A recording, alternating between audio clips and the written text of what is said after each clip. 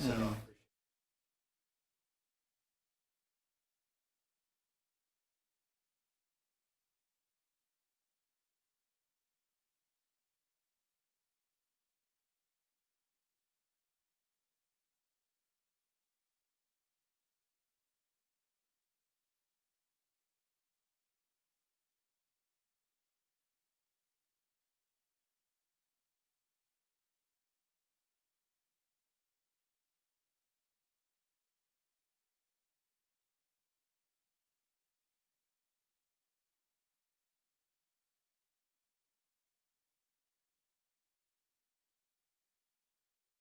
I get there, it's like 90, and I'm like taking off all this stuff and then coming back, and I'm like 90, 80 something when I left.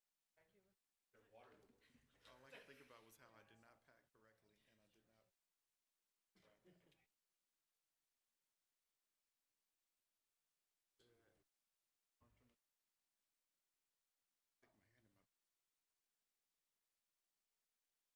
Across the street, it was so cold. It was freezing. I do. I was at CHS this morning. The superintendent. Cool. Yeah. And it was their spirit day, so I said, "Oh, I had to dress up." He's like, "No, you don't." He's like, "Just come whatever." So, rock my hoodie. God. Okay, folks, are we ready to go? Hey. I think we got everybody here. So I will call to order this work session, December 13th. Before we get to the business at hand, we have a matter to take up in closed session. Is that right? Is there a motion on that? Certainly. We'll do it right off the get-go. That was my instruction. Okay, fantastic.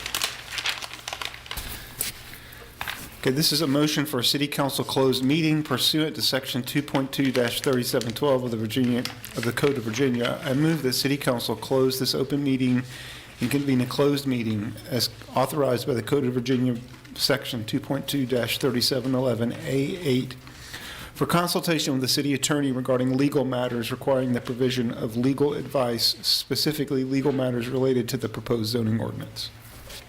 Is there a second? Second. Any discussion? Did you vote? Okay, passes 5-0. We will now go into closed session in the conference room. We will come back here. My guess is 10 or 15 minutes. It's not expected to be a long closed session, so you all who are interested, hang in here. We'll be back.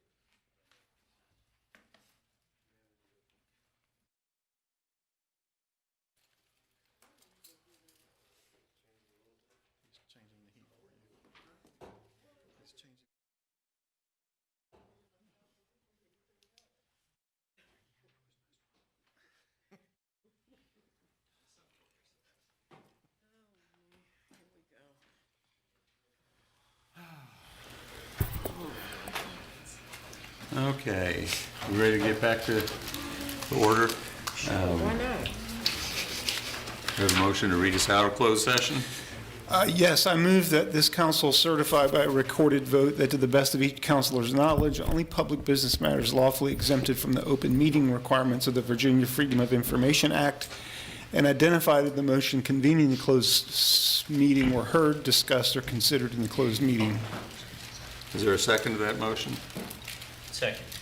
Okay, any discussion? Should we vote? Passes 5-0. And my apologies, I thought we would not be as long as we were. What can I say? The first thing we were going to do was hear from Ms. Hildebrand. And let me sort of set this up by saying at the meeting we had last week, at the public hearing, there was a lot of comment about specifically the state of our infrastructure and specifically the state of the sewer system. And I was puzzled by some of those comments, and so I asked Ms. Hildebrand if she would clarify the situation for us. Thank you. I have a brief PowerPoint presentation, just brief, to kind of guide us through this. If we could bring that up, please. I have the PDF. I don't have the Okay. PowerPoint. Yeah, Remy's supposed to have the Okay. PowerPoint. I assume he's behind you, right? They should be. Okay. It'll be just one moment. Oh, thank you.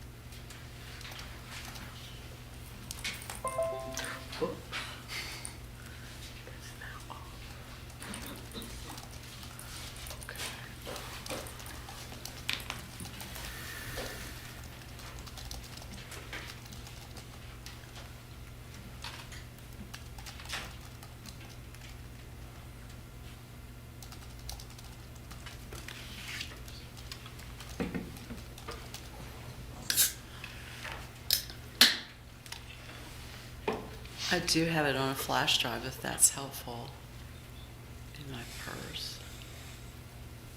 Remy?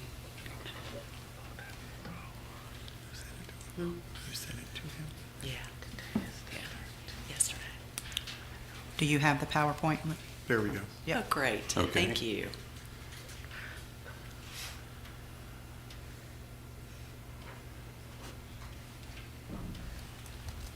You want to slip it on slideshow for me? And then I'll take over.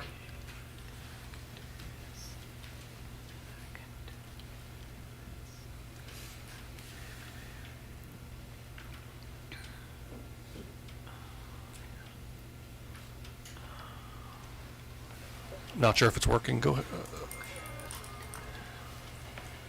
Not sure if it's working. Can you give it a try? Remy, if you can put it on slideshow, then I can take it from here, I think. I think I can put it on slideshow. It's right there in the middle, yeah. Slideshow.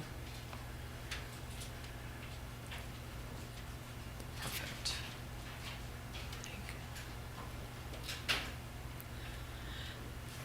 So good evening, Mayor, Vice Mayor, and Councilors. My name is Lauren Hildebrand, and I'm the Director of Utilities, and I've been serving in this capacity for 6.5 years.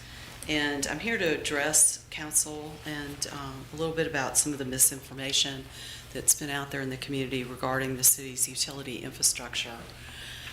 We have an asset management program in utilities, and it's very data-driven. When we get for example, when we get site plans in and things are uploaded to GIS, we actually upload it to this dashboard. And so we know, based on all the various utilities, what the pipe material is, what the size of the pipe is, how much footage it adds into the total miles of the utility. And this is how we track just our assets. And, I've mentioned in other presentations, we have other applications and dashboards we use to track our infrastructure and to look at the conditions of all of our other infrastructure.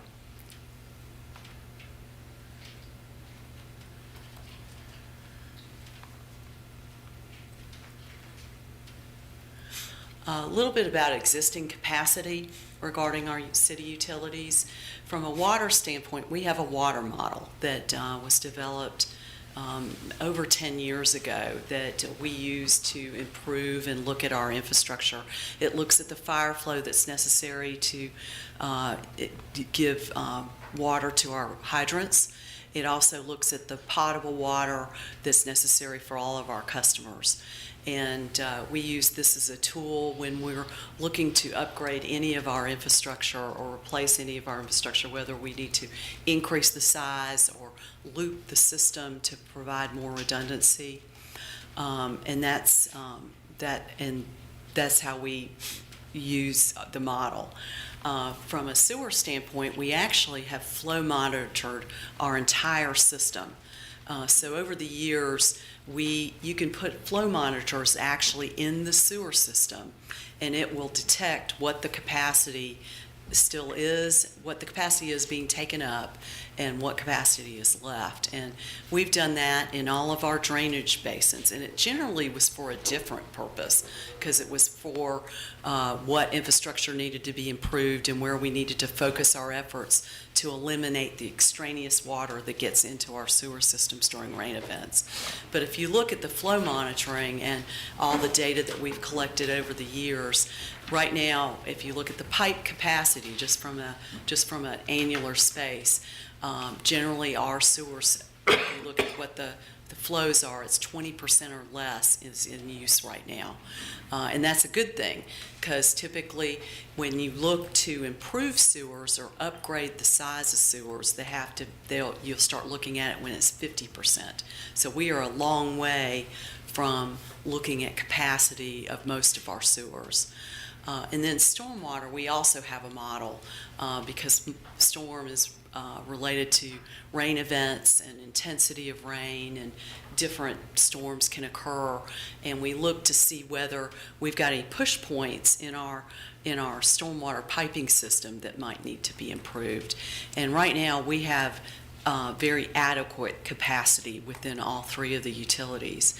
And then there was also a question about looking at Ravenna's system from a treatment standpoint.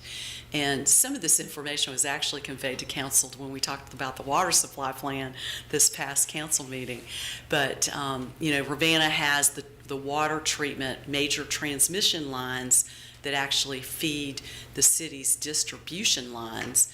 And then the sewer on the other side, we have the collection sewers that feed into Ravenna's transmission lines that carry it to their wastewater treatment plant. But Ravenna, with us and Albemarle County Service Authority as stakeholders, look at the water and sewer systems every 10 years. We look at what the growth has happened, what future growth, and whether there's still of adequate capacity within the system for now and 50 years in the future. That's how far we plan out when it comes to Ravenna's system. And as it was conveyed at the last council meeting, the water supply is sufficient and planned out for 50 plus years with the noted improvements they have underway. And their water treatment upgrades are currently underway to increase the capacity at the South Ravenna plant, as well as observatory. And then in addition, in recent years, they've also done a wastewater treatment master plan, which was completed to ensure there's capacity currently, and if they need to add additional infrastructure to not only add capacity, but also address regulatory compliance that could be coming down the pike in the future. That's what this master plan was completed to do. So they have a roadmap on how they'll add that over the next 50 years. So just the summary is that the system has adequate capacity and in the utility system, city's utilities as well as Urbana. But I also want to say that development, when we get a new site plan in and there isn't capacity in the immediate area of the city's infrastructure, the developer pays for whatever they may need where the infrastructure is inadequate, and they'll pay for that capacity when there's inadequate infrastructure. It doesn't happen very often, but there are certain instances where fire flow the fire flow capacity isn't adequate from a water standpoint. They have to increase the size of the pipe, or we ask them to loop the system for redundancy. So we do ask development to pay for that, and that's all provided as part of their site development project. Rennie, I can do the slides if you don't mind. That would be great. Thank you. And then I want to talk a little bit about our capital improvement program. Prior to 2008, there was very little replacement or rehabilitation that had been completed on the water, sewer, and stormwater.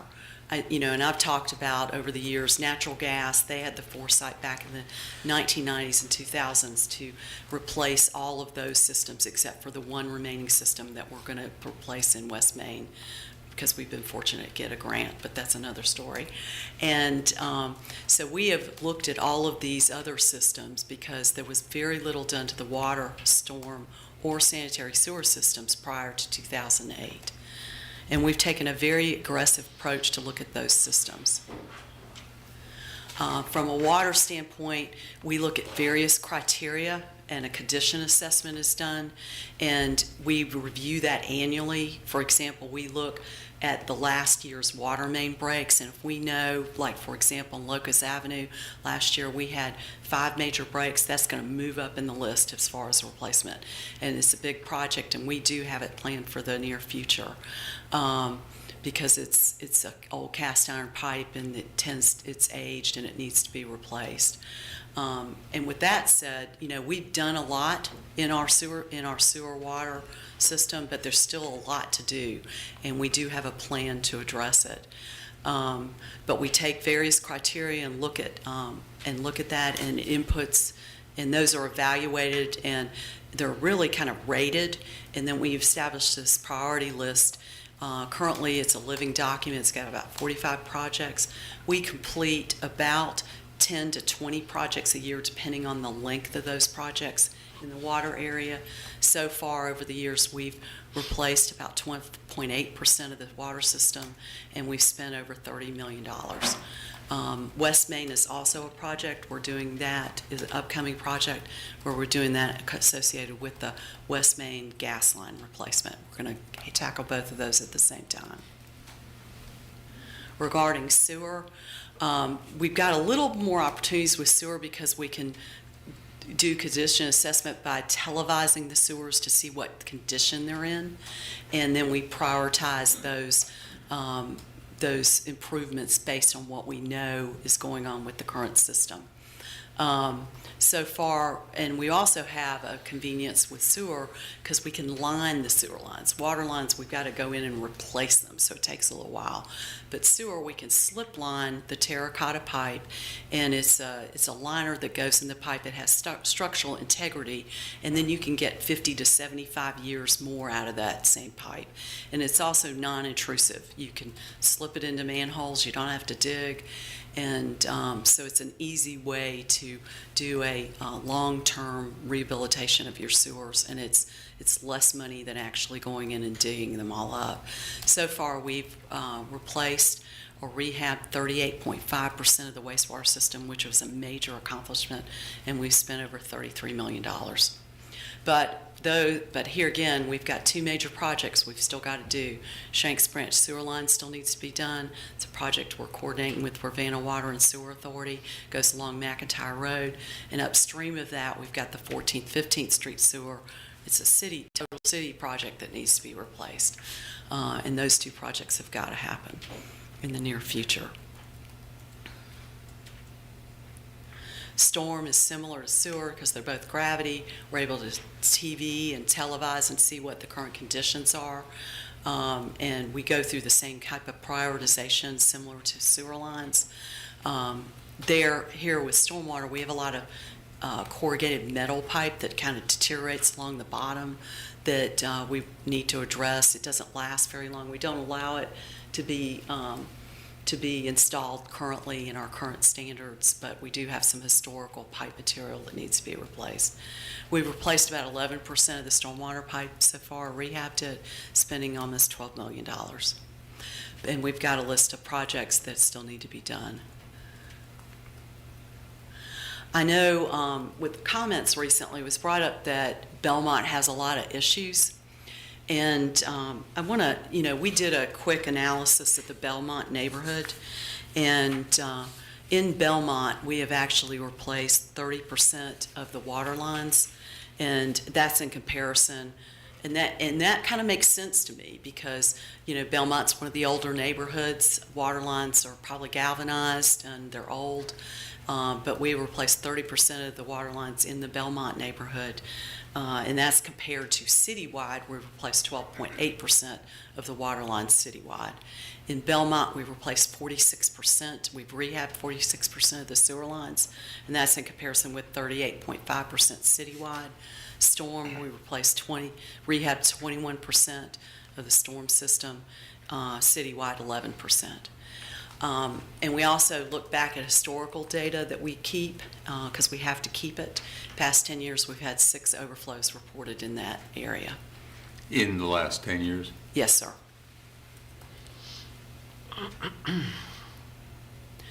How is our CIP funded and really how are utility budgets funded?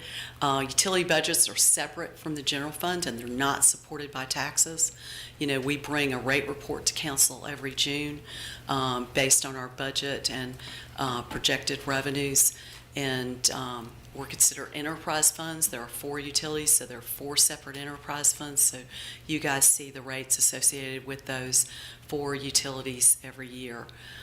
It's all evaluated annually. We have models set up that develop those rates, and in coordination with Chris Cullinan, the Director of Finance, he and I present those to you annually. And I might mention the Ravenna is also included in those costs. When we present them to council, the city's share of Ravenna Water and Sewer Authority's costs are included in the city's utility rates.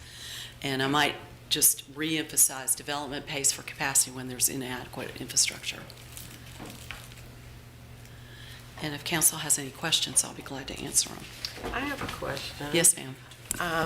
You talked about in several of your slides upcoming projects or projects to be undertaken, something similar to that.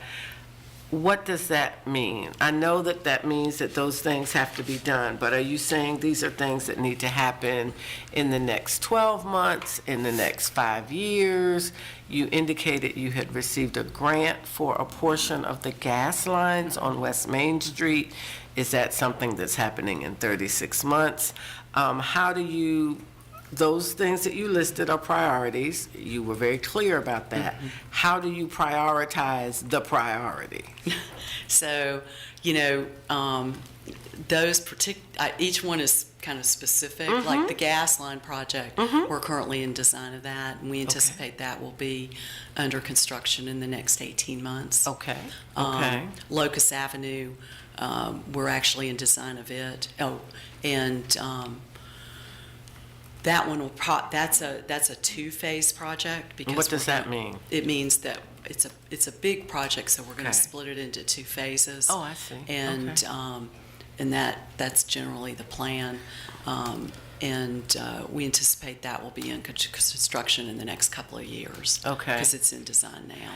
So in 10 years, you indicated they had 6 overflows in Belmont? Yeah, that's sanitary sewer overflows. That's not a lot in 10 years? It's not, we average, I think I reported to council when I introduced the budget presentation. The last year we had 4 citywide.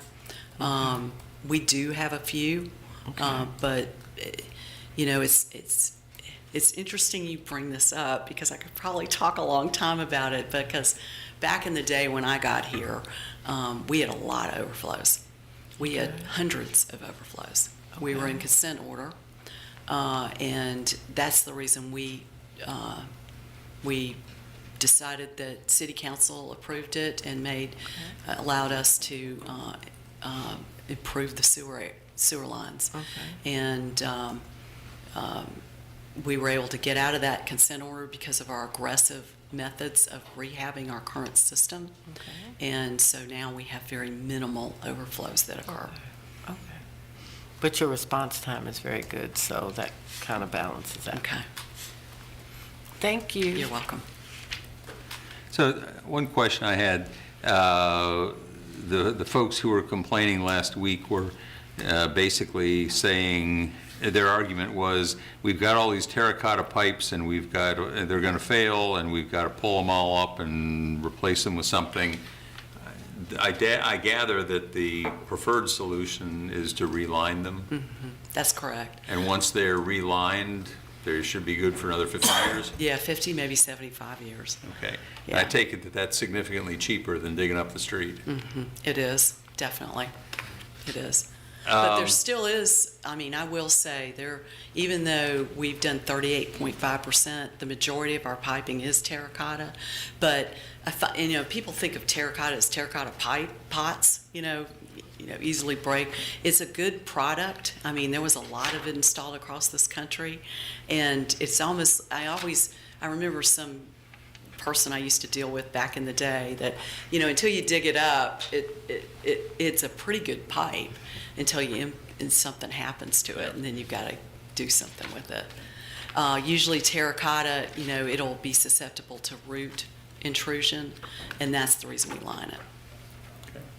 And so the estimate that was given in the letter that we received, that it could cost $59 million to upsize all of Belmont.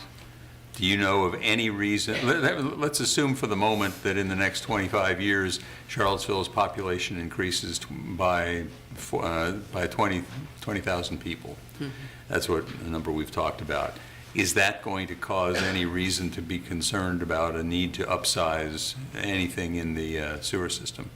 When James first introduced this concept about adding additional dwelling units on each parcel, we kind of took a look at it and kind of, you figure it's spread out across certain areas. And, when we looked at it, we thought the existing infrastructure has adequate capacity. And you looked at it with this specific question in mind? Yes, I did. Okay. I did. Okay. Because an 8-inch sewer line has a lot of capacity. People don't think it does, but it has a lot of capacity. So it's not, yeah. Okay.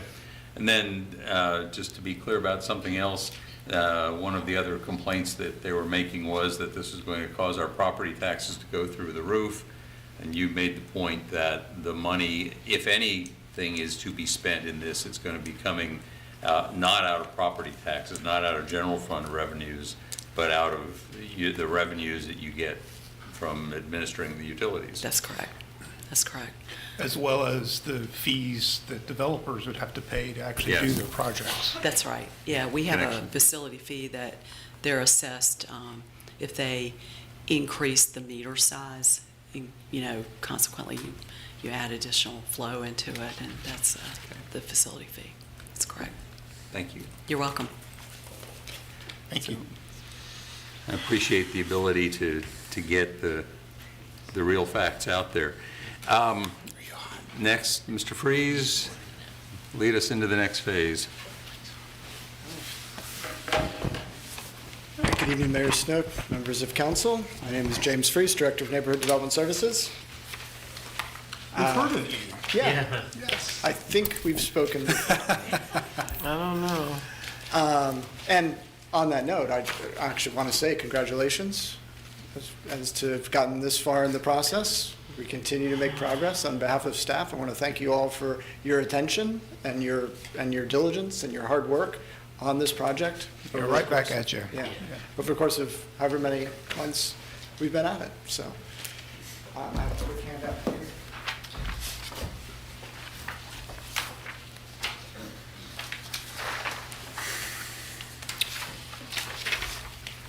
Thank you. pass it on. So we are at the point of making some final decisions about moving forward with the ordinance. And you all received a memo that tries to highlight some of those. And I'm not going to pretend to believe that this is the final list of decisions still to be made. I anticipate we'll have more that will come up over the course of our conversation. But we do believe there's some significant ones that we need to work our way through. In terms of resources we have in the room, obviously, you know, we have staff, Missy Creasy, our legal team. We also have with us Code Studio, Lee Einsweiler and Christy Dodson, available to answer any questions you guys have on the content of the zoning ordinance as we go through. So, any questions to start off? Nope. All right. So the first topic that we identified, at least to make some decisions on, is on the topic of design review, and particularly as that relates to historic preservation.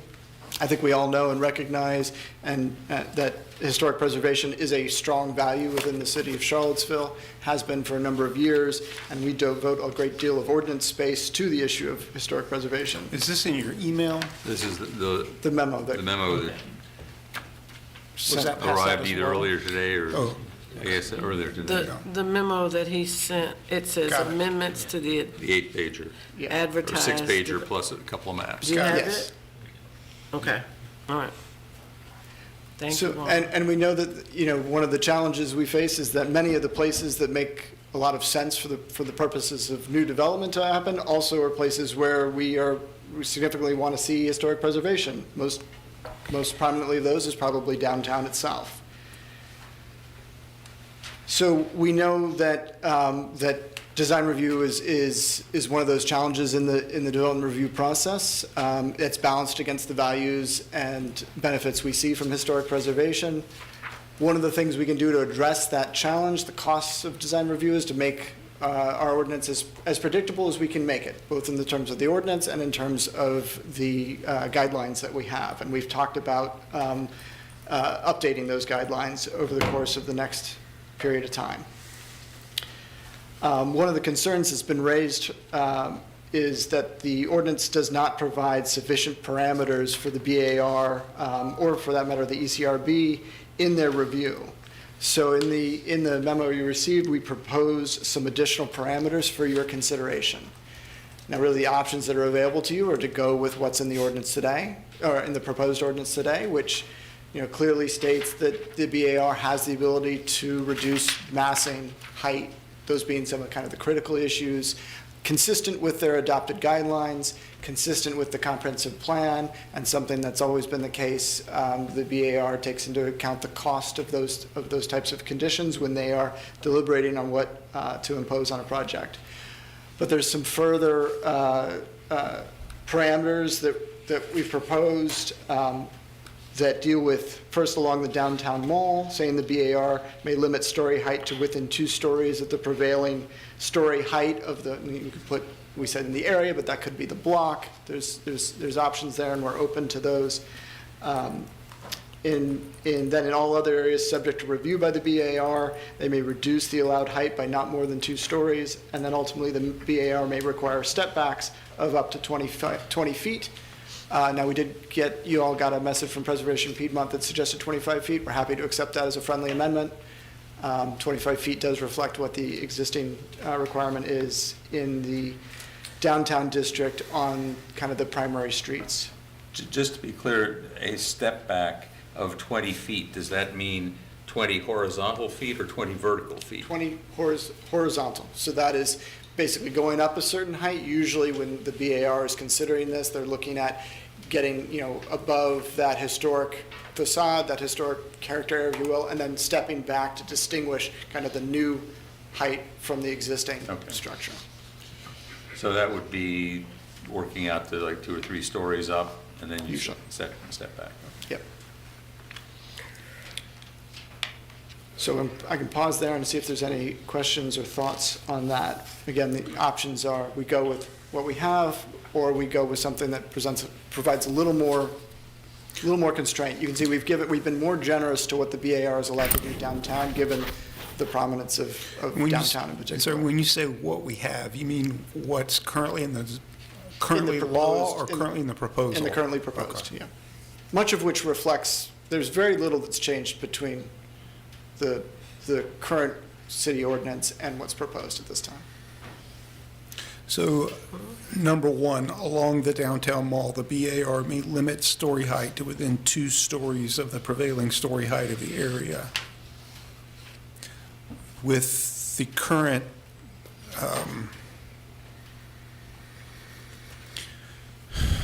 the current zoning map allows the DX corridor to be up to 184 feet tall or something like that with bonuses. The closest thing to pay attention to is the stories. The stories are really what controls. Okay.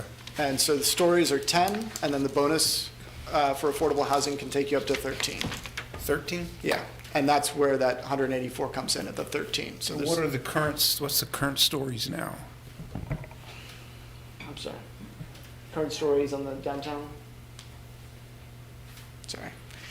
It's okay. That's, so I thought you were going to ask what the prevailing heights are, and if you go on a block by block basis, it's usually around 3 or 4 stories. There's some kind of punctuation points along the mall, and we kind of know them. Right at the central place, we've got 2 tall buildings today, and then down at the end where the code building is, there's considerable height.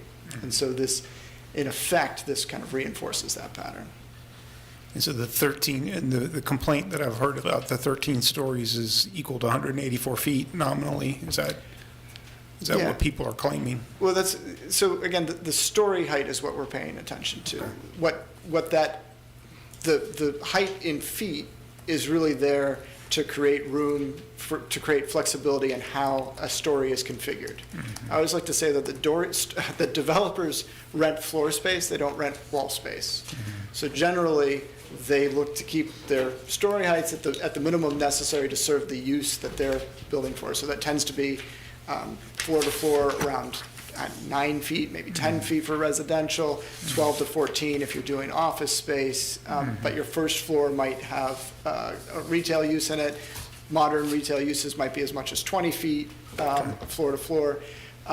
If you incorporate a mezzanine in there, you might see something higher. So that ultimate height cap is essentially to put an ultimate height cap on it, but to allow some flexibility if you're doing different things with your different floors within the space. But the stories are really what we pay attention to. And so what you're saying here is that basically the notion is to give the BAR more oversight than had currently been intended. This actually, in effect, is defining, we've given already in the proposed ordinance, and I think this has caused some consternation, but we've given the BAR, we very clearly articulated what we believe they already had, which was the authority to regulate height and massing. What we are doing is putting some constraints on that. We believe that they're not overwhelming constraints that defeat their overall purpose of doing historic preservation, but they're putting a little bit of constraints on that to try and bring a little bit more predictability to that process. And the zoning the height in August wasn't 184, it was In August, 140? it was 12. It was 12 with the bonus, 12 stories, and I honestly don't remember what the Right. height was, but it was less than 184. Yeah, 156 or something. that could be right. So what you're trying to do here. Minus 14. Okay, so minus 14 from 184. What you're trying to do here is provide predictability for developers on the one hand, while also allowing the BAR to have more discretion or. The authority to protect the historic Yeah. resource, which is what we ask of them. Okay.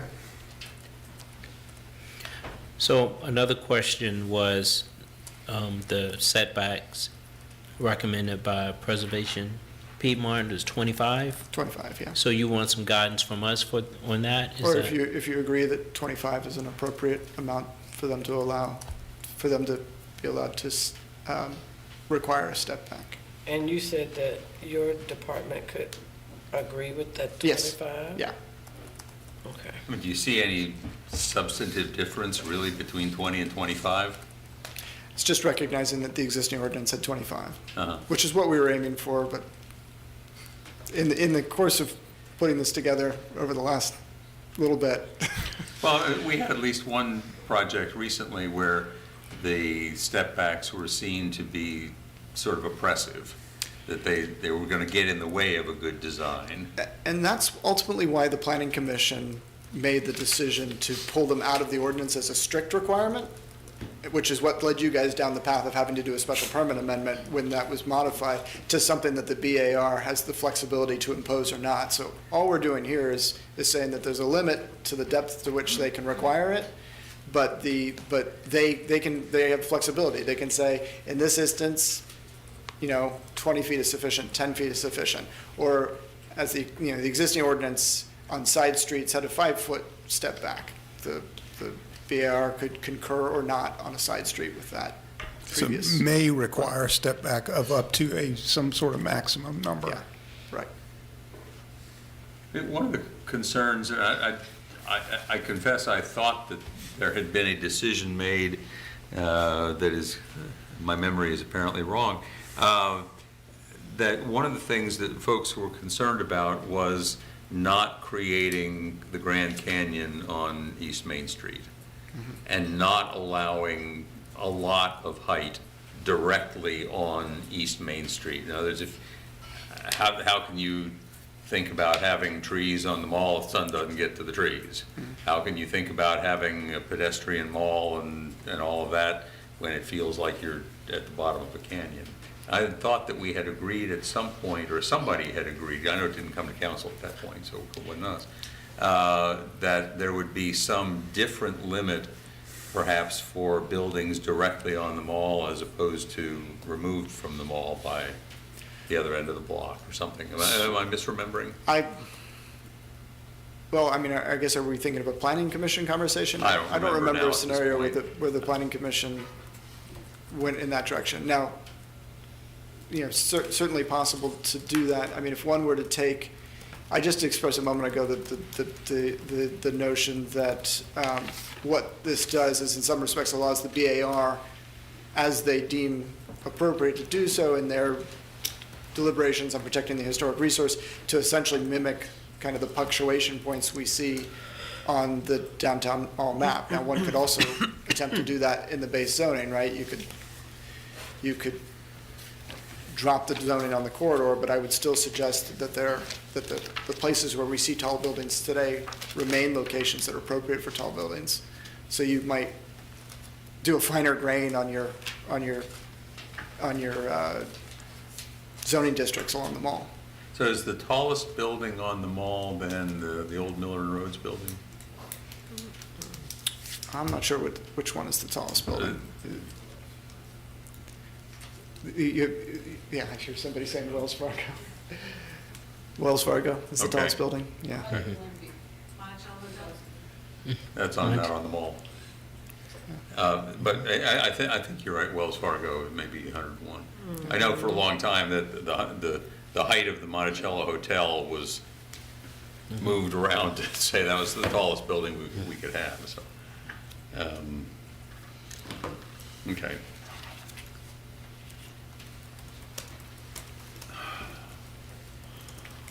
I am, this is going to sound perhaps, I don't know, a little crazy, but I'm almost willing to say we could have more height on the north side of the mall than on the south side of the mall, because at least the sun isn't shining from the north. I really feel it's important to be able to get the sun down to the street level. And my concern is that if we end up with 100-foot buildings directly on the south side of the mall, the mall will never see the sun for months at a time. I don't know if anybody else shares that concern. Well, I guess it, seems the notion of,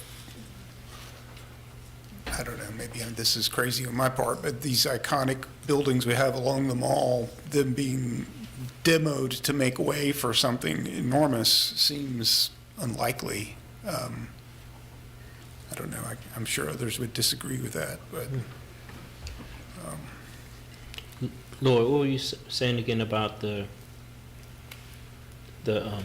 building on the south end of the? Well, in terms of the sunlight. If you have tall buildings on the south side of the mall, and since the sun is to the south, you know, it will block the sun from the mall for months at a time. Right, so you're saying on a certain side, there would be only, the height limit of 184, or? I guess what I'm saying is, if you wanted to allow taller buildings, I would rather have them be on the north side than on the south side, because on the north side, they're not going to block any sunlight. Yeah, I think, Yeah, that makes sense. And I think that we've spent a lot of time and energy over the last 50 years making the downtown mall a pedestrian-friendly mall, and a place that people want to eat and sit under the trees and you know, and all that. And I really don't want to do anything that would endanger that. So will we have to do something to say on certain sides, or, you know, how would we, because we're in the process, we're at the point now where we need to make a decision and not like just say it. What do we want? I think what he's saying here is that we're giving the BAR the permission to make it, to limit the story height within, basically you're basing it on the surrounding existing buildings. I mean, it's true we are putting it on the BAR to make that call, but So I think I'd rather do that than try to decide what height of buildings myself. It's one of the questions I had is to what extent any of these formulations would be an inappropriate delegation of legislative authority to the BAR. What's the limit there? I know that that's the concern. I'm not sure I understand the limit. Mr. Mayor, if I might, Sharon Pandak, I'm assisting Mr. Stroman on this matter in the council. The answer is that there's specific authority for the BAR to make decisions in order to protect historical features in the environment, historical environment. And so when James says that we've tried to put parameters around some of this, it's to send a message as to where council believes are appropriate parameters, but still the BAR would have that authority from the state code through the zoning ordinance in order to take those other actions with respect to the projects coming before them to determine how they would protect the historical environment features. But one of the concerns, and maybe I'm misremembering some of the arguments from a couple of meetings ago, was that if council, for example, were to approve a particular design or a particular height or some dimensional limitation came before council, that the BAR would not then be free to change that in a later consideration. Am I misremembering that argument?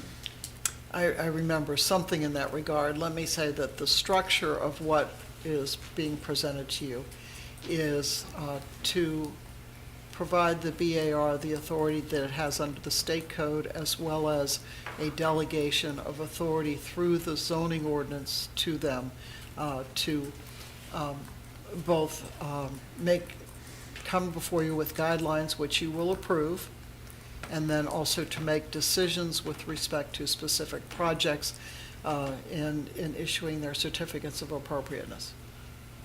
So when the guidelines that we would approve, is that to be a subsequent document? You have guidelines right now. They, as Mr. Freeze has told you, they're going to be updated, and that will be necessary to make them mesh better with the way the zoning ordinance is being written. But the answer is yes, they will come back to you.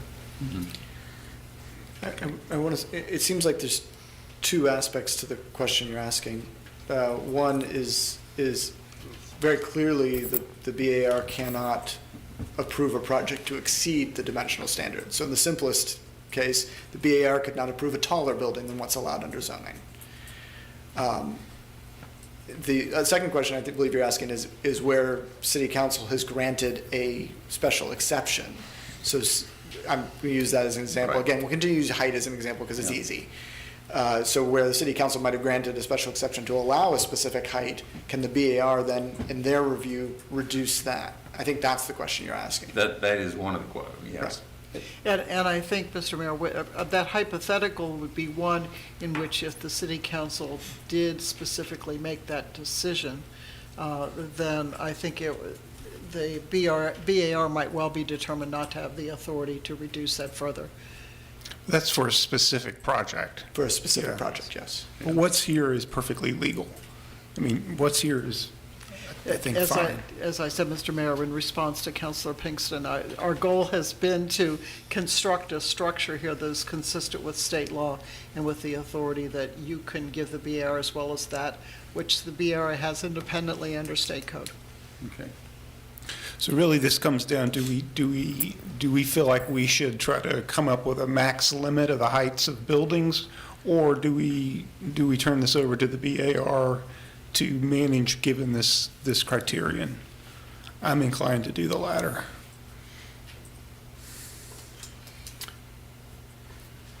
So for this, Because I don't know how to pick a height. height. Yeah. I mean, Yeah. do we want to say 10 stories, or I mean, what? No. Michael had something to say. I mean, are we just right now, are we talking about the specific question of for on the downtown mall directly, whether the BAR would have direction to approve within 2 stories of the prevailing height, or whether they just have latitude outside of even that? We're not talking about areas adjacent to the downtown mall, or BAR powers more broadly than that? No, we're just talking about the points 1, 2, and 3 here. Right So here. 1 would be the downtown mall, and then everywhere else in the city that is, the BAR is relevant, they would be able to reduce it by no more than 2 stories, and they may do this step back thing. So I guess item number 1, which is the one we're still stuck on, I guess, is specifically, limiting, like you said, prevailing height. The prevailing height, limited within 2 stories, either going with that suggestion, or as the mayor is suggesting, coming up with like our own top height, like an absolute number. Yeah, well, I definitely don't know what those absolute heights would be. And in my thinking through it, big picture policy goal, it would seem like height is difficult because I think the design of the building will matter tremendously in terms of how it fits in with the architecture of the downtown mall.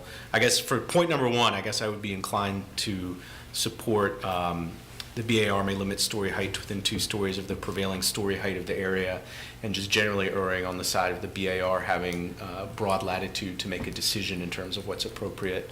The concern obviously would be tear downs that dramatically change both the kind of pedestrian experience as well as just the architecture itself on the mall. And it seems like the best tool to prevent that would be the BAR having broad latitude, including with the direction of they may limit story height within 2 stories of the prevailing height of the area. I wouldn't really know where to land if we're talking about setting specific height limits.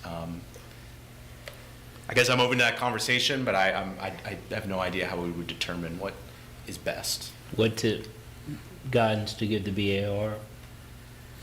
This would be the guidance right here. So And we're Well, basically yeah. giving them some parameters to work with, and I think these are reasonable parameters.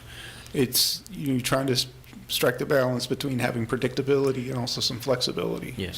So you're using the terminology stories versus feet or inches or whatever that 180-something thing is. 104 feet. What, yes. Because the story is the more, in our presentation of the ordinance, the stories is really the more controlling factor. And I'm happy to No, have that no, explained No, in greater that, detail. no.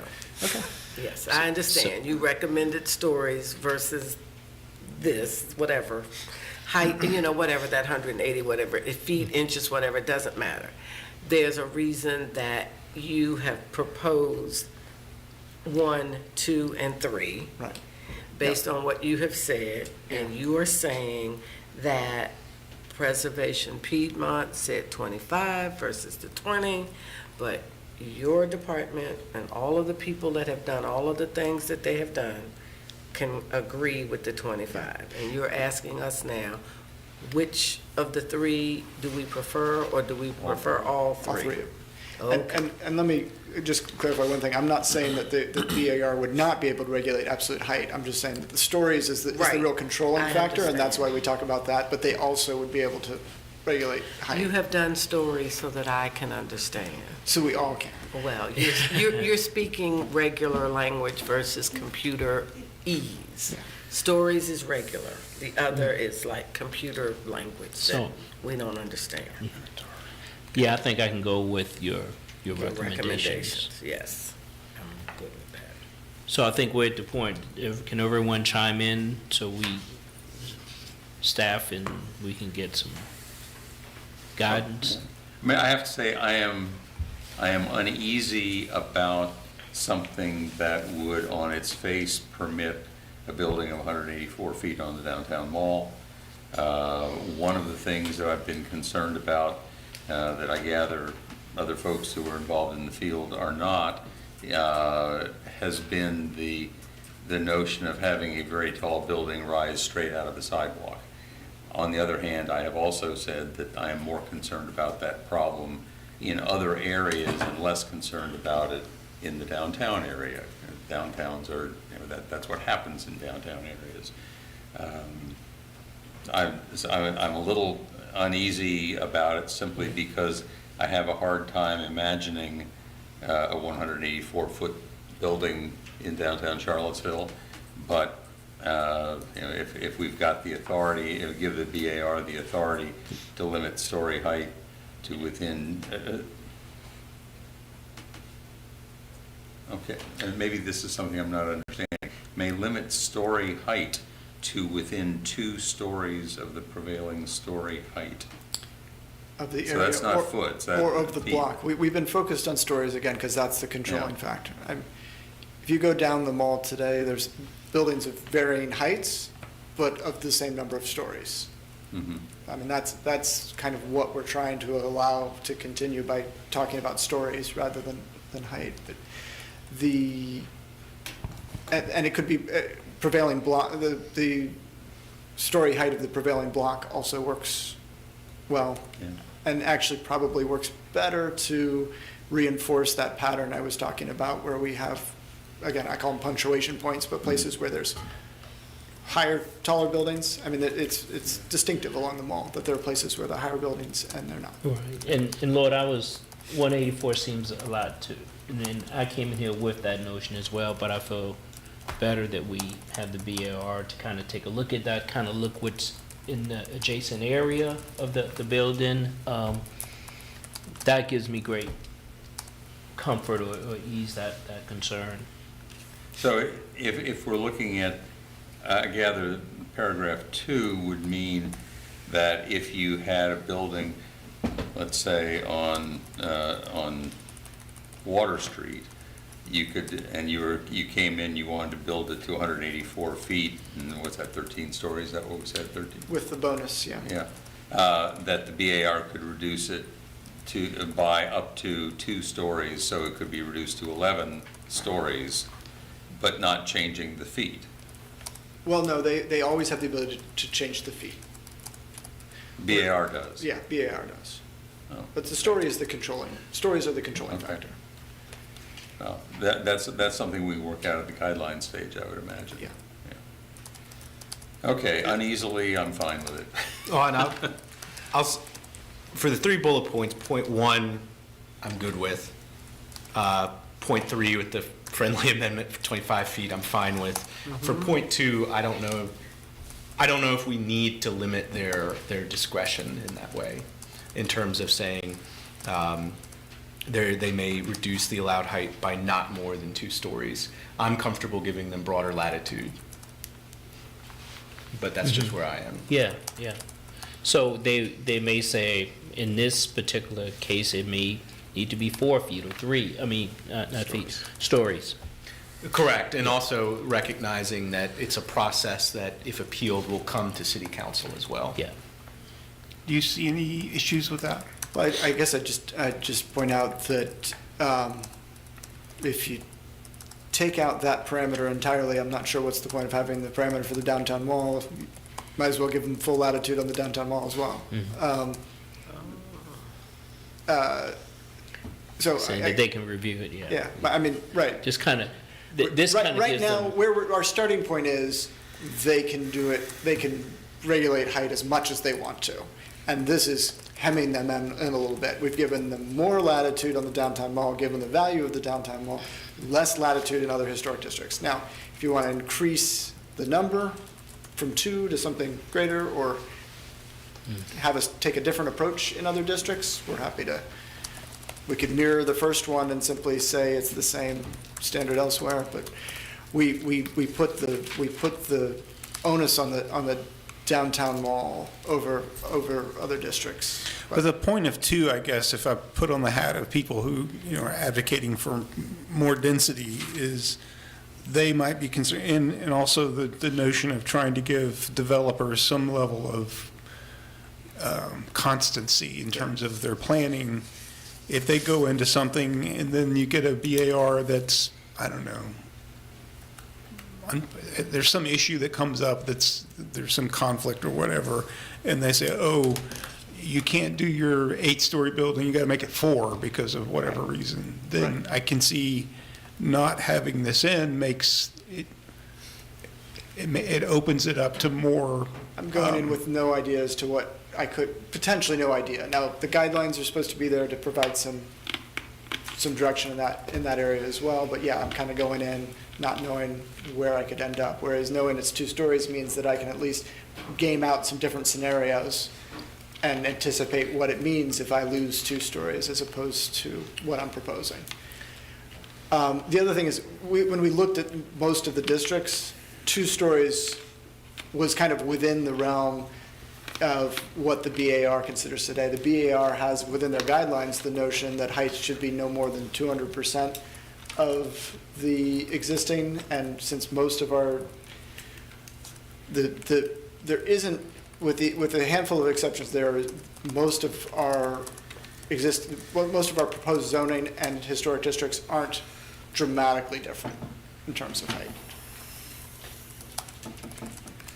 Okay. I think we have, Well, what have we decided on 2? my sense was that folks were okay with leaving it as is.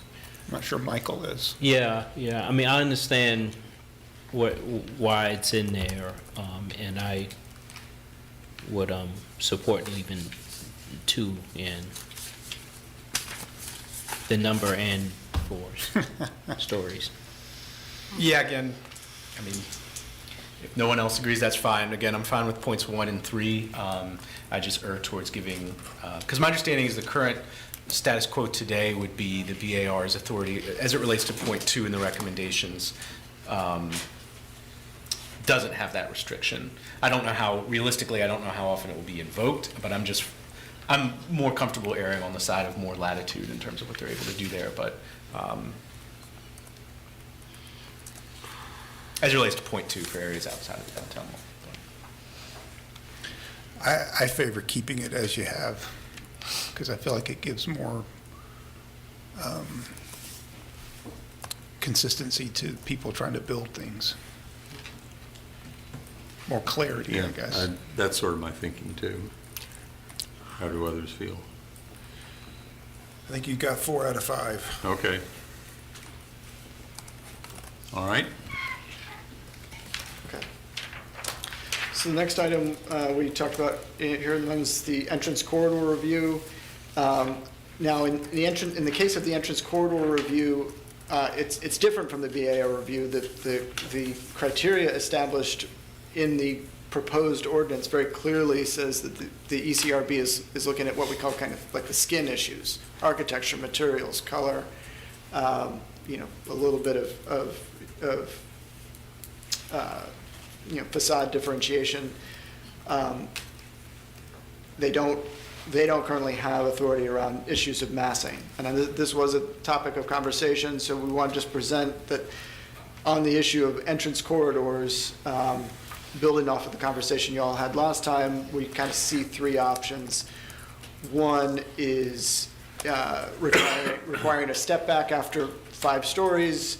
That requirement could either show up effectively in the base zoning for ECR, for the entrance corridor areas, or it could be added to the authority of the ECRB. So basically they'd have skin plus step backs after 5 stories. In that scenario, it allows them to make decisions on a case-by-case basis. We've talked previously about the idea of a discretionary permit at 5 stories. And then the third option, obviously, would be to just do straight-up rezoning of those areas, and then expect that anyone seeking to go higher than what the zoning would have to seek a rezoning. I also noted here the conversation we had at the last meeting, just to capture it, of a different streetscape standard as found in section 4.4.5 for the Route 29 entrance corridor area. And we're proposing a greenscape zone of 12 feet and a walk zone of 8 feet for a total of 20 feet from curb. Have we made a final decision about the entrance corridors? Nope. Okay. We haven't made any final decisions about anything. Okay, because we talked about it the other night, and I've had some Right. more thoughts subsequent to that. I don't know if Okay. we want to talk about that now, or that's strictly speaking separate, but they are connected. I think we ought, I mean, there are a number of things that we decided very provisionally over the last month. Sure. And number one, they were all just provisional, you know, what seemed to catch a majority of sentiment on a particular evening. I already touched on my concern about having in some areas the notion that a very tall building would rise out of the sidewalk and just go straight up for a long way. And while I'm willing to acknowledge that's more typical of a downtown, I'm also concerned that it doesn't necessarily make sense for the same reasons with an entrance corridor. I don't know if anybody else shares those thoughts, but Well, I mean, part of what we're saying is we're it's a streetscape issue. okay.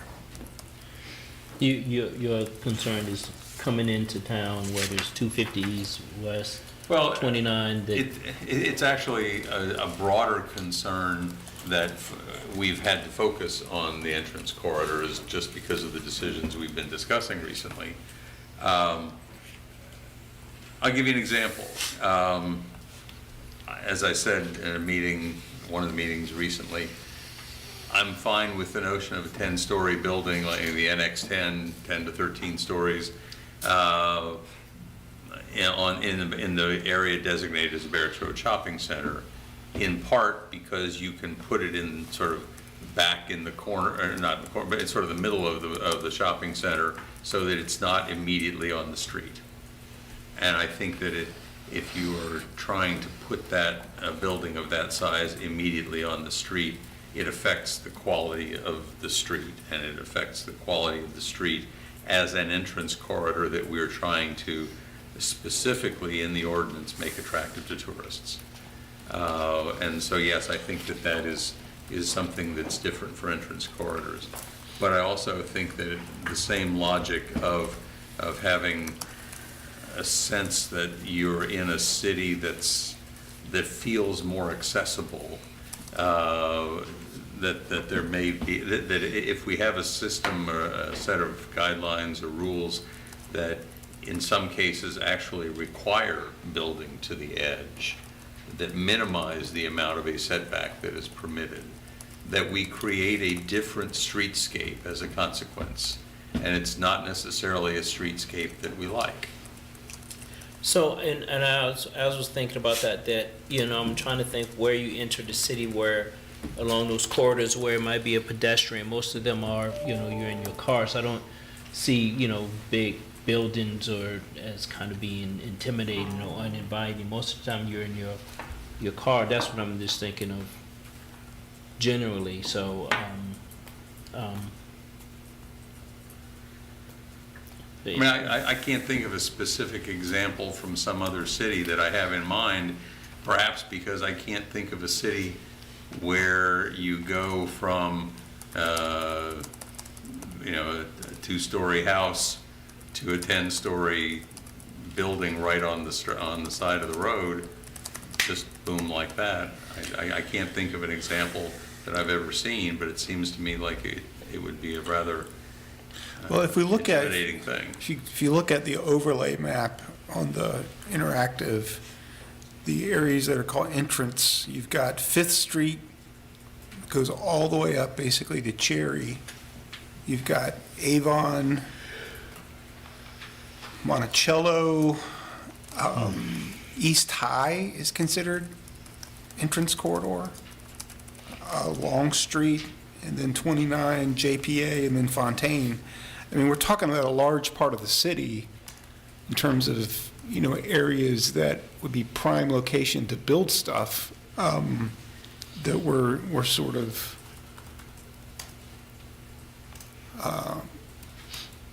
saying no to. No, we're not saying no, we're saying, I mean, the proposal that I had mentioned before, the CX-5 allows an 8-story building there. That's not a no. It's a no to a 10-story building, but it's not a no to an 8. No, not even necessarily. I disagreed in terms of the scale of it, but I think even what was informally agreed to at the last conversation was CX-5 and then a special exception process to even go above that. Again, I didn't favor the geographic extent of it, but that was my understanding of where it was at.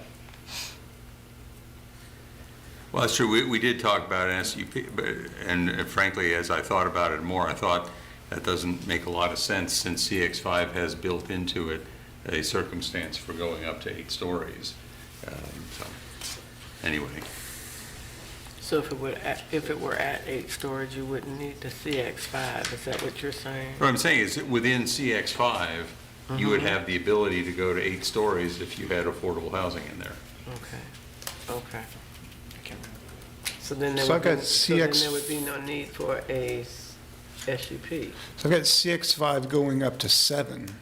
Is it 7 stories? Yeah, Okay. it's 7 Yeah, we were stories. just confirming. Okay. I stand corrected. Well, and I think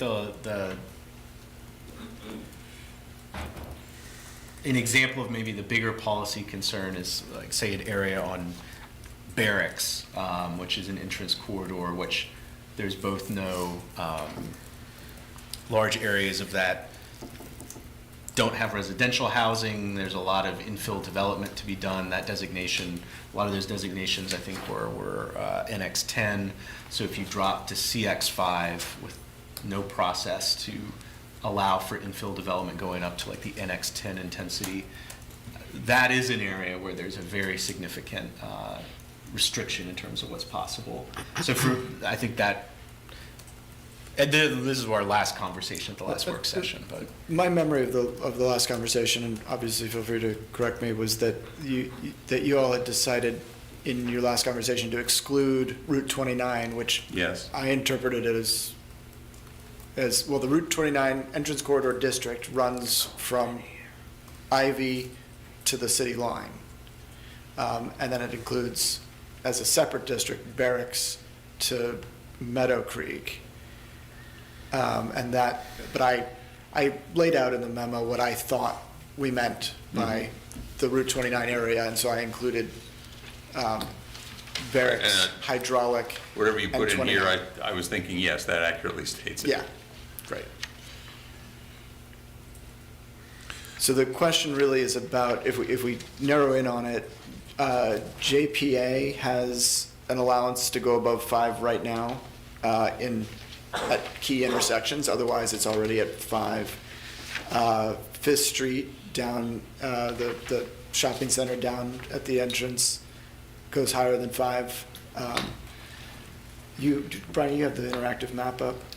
Fifth Street is all CX8 Fifth Street is all CX. at the Apologize. at the border with the county. At the end, the border of the county, yeah. And then Yeah, I just East seems- High has a couple NX8 as well. Yeah, at key intersections as well. Right, so it's those key intersections, long, intersection with Long, 250 bypass.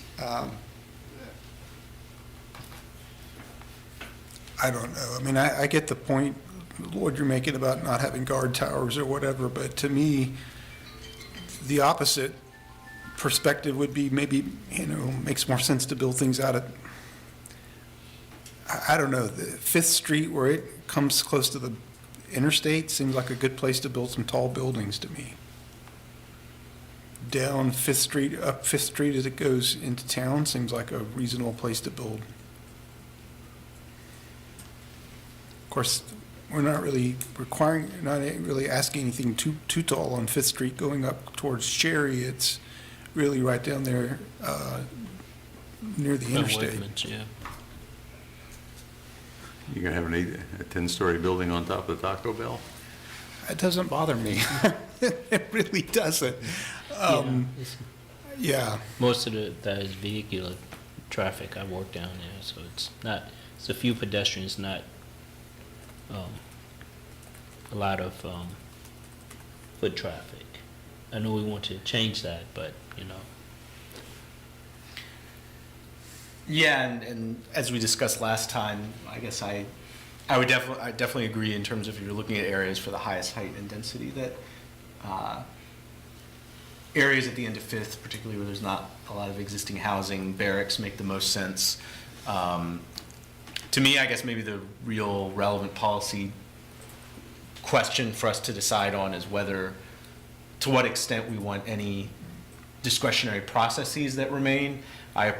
As we've discussed before, I've approached it different than entrance corridors, but more in mixed-use commercial corridors. What is the scale of, in type of commercial we want to see? The core neighborhood overlay, which we'll get to later tonight. Maybe. Maybe. If you assume we didn't do that, to me, the most relevant areas are really East High, Preston, Cherry, and the core overlay neighborhood potentially covers Cherry and Preston. And so to me, really the only outs for me is on East High.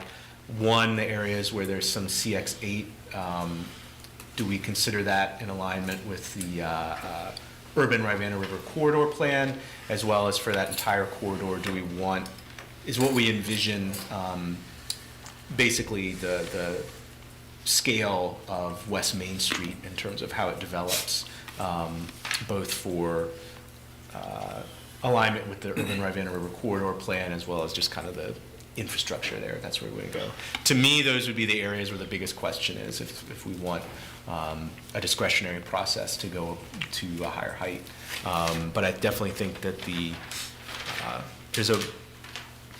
just doing entrance corridors as a whole is not very, there would be a much more surgical way to do that, particularly because there'll be areas where with the entrance corridor, there may be CX8 or NX8, one parcel outside of the entrance corridor that's still that, which just seems a little wonky as a solution to the concern, but.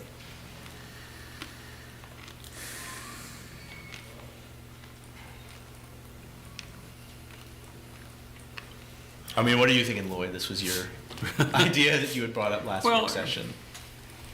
I guess I've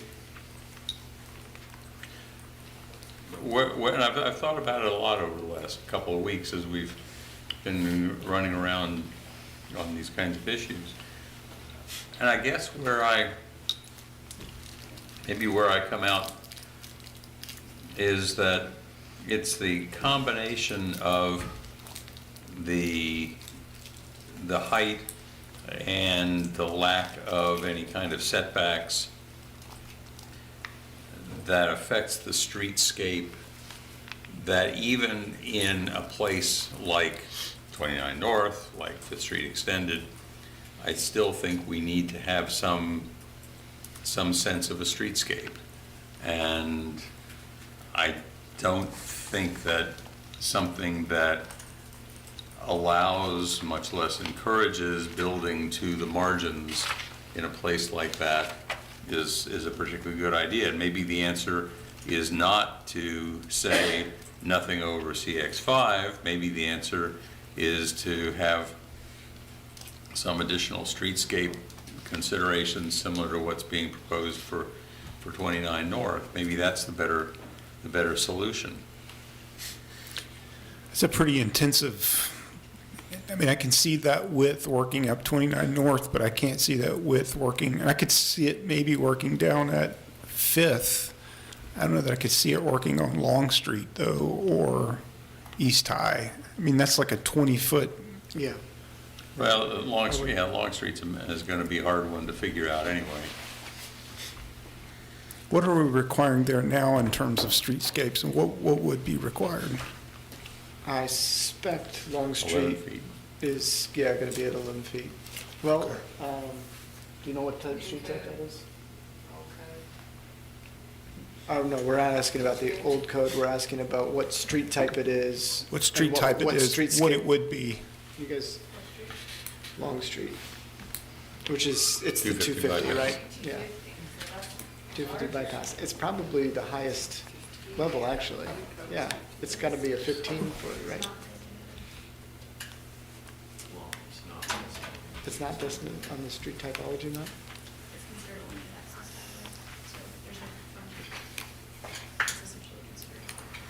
What about East High as you come up, just as you turn south? Typology on East High?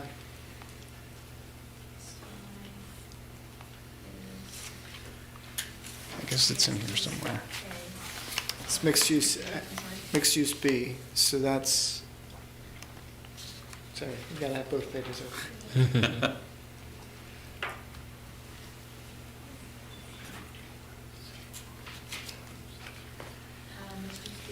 Is a 6-foot greenscape, 7-foot clear walk. So 15 total, 6 green and 7-foot walk. 6 and 7, 13, sorry, thank you. That seems pretty judicious to me.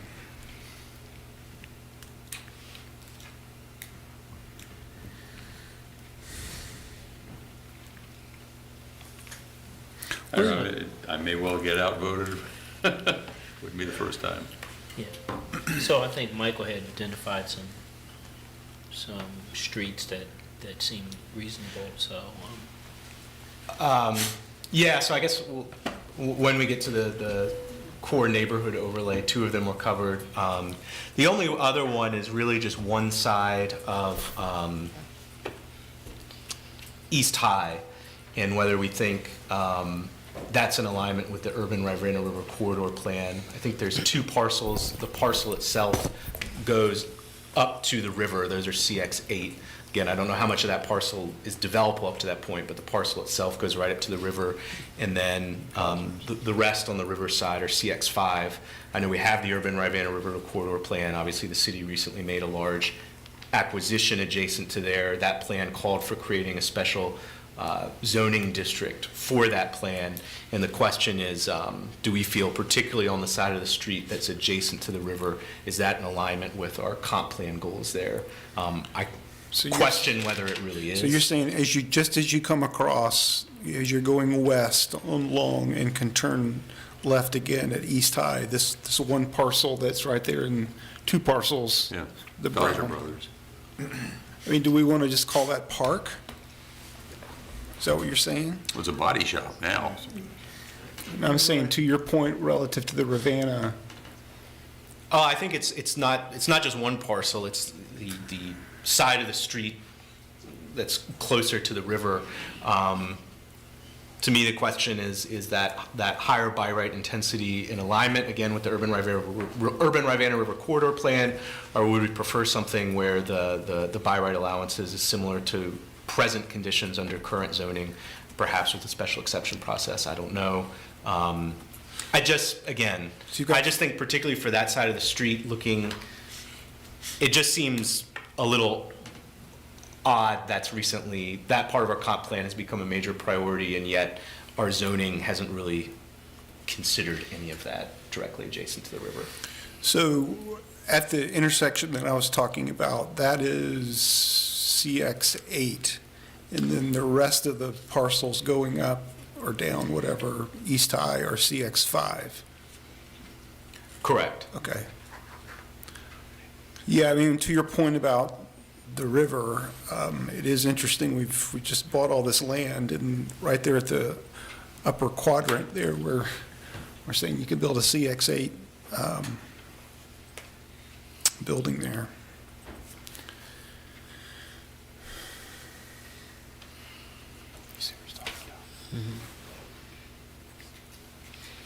Yeah, I know we're gonna be studying that area at some point. Well, in addition to Cosner Brothers, there's also the AutoZone property, which would go to CX8, as well as the CVS, as well as the, I guess that's probably the tire place.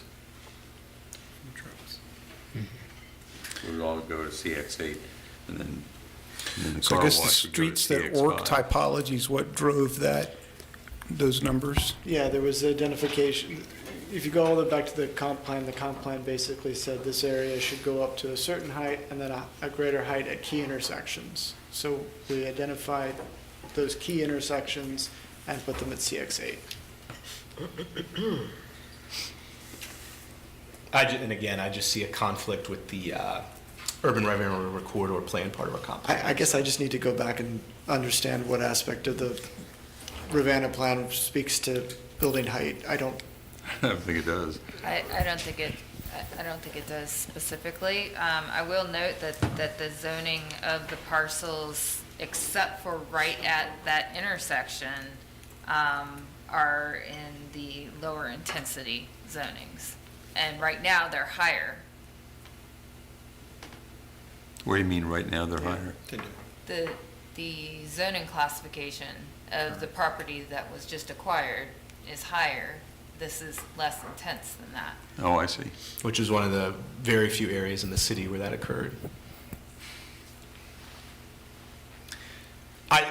Again, it just seems like the plan itself doesn't directly speak to height, but it did reference the possibility of creating a zoning district for there, and I think there are areas that tie into development and height in terms of the priorities laid out there. And it just seems one of those cases where there's a clunkiness in the streets that work plan and some conflict in that with that area of our comp plan. I mean, I think this is, and I think if there was a resolution, it would be for that side of the street, the base density and height to be closer to current conditions rather than CX8.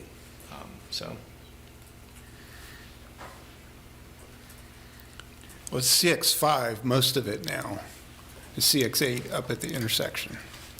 Correct. Yeah. Would you see that up to, say, Meade Avenue? That lower number? That would be the maximum geographic area. Maximum geographic area to be what? To go from the bypass southwest to Meade Avenue. Okay, so that, On the east side of High. right.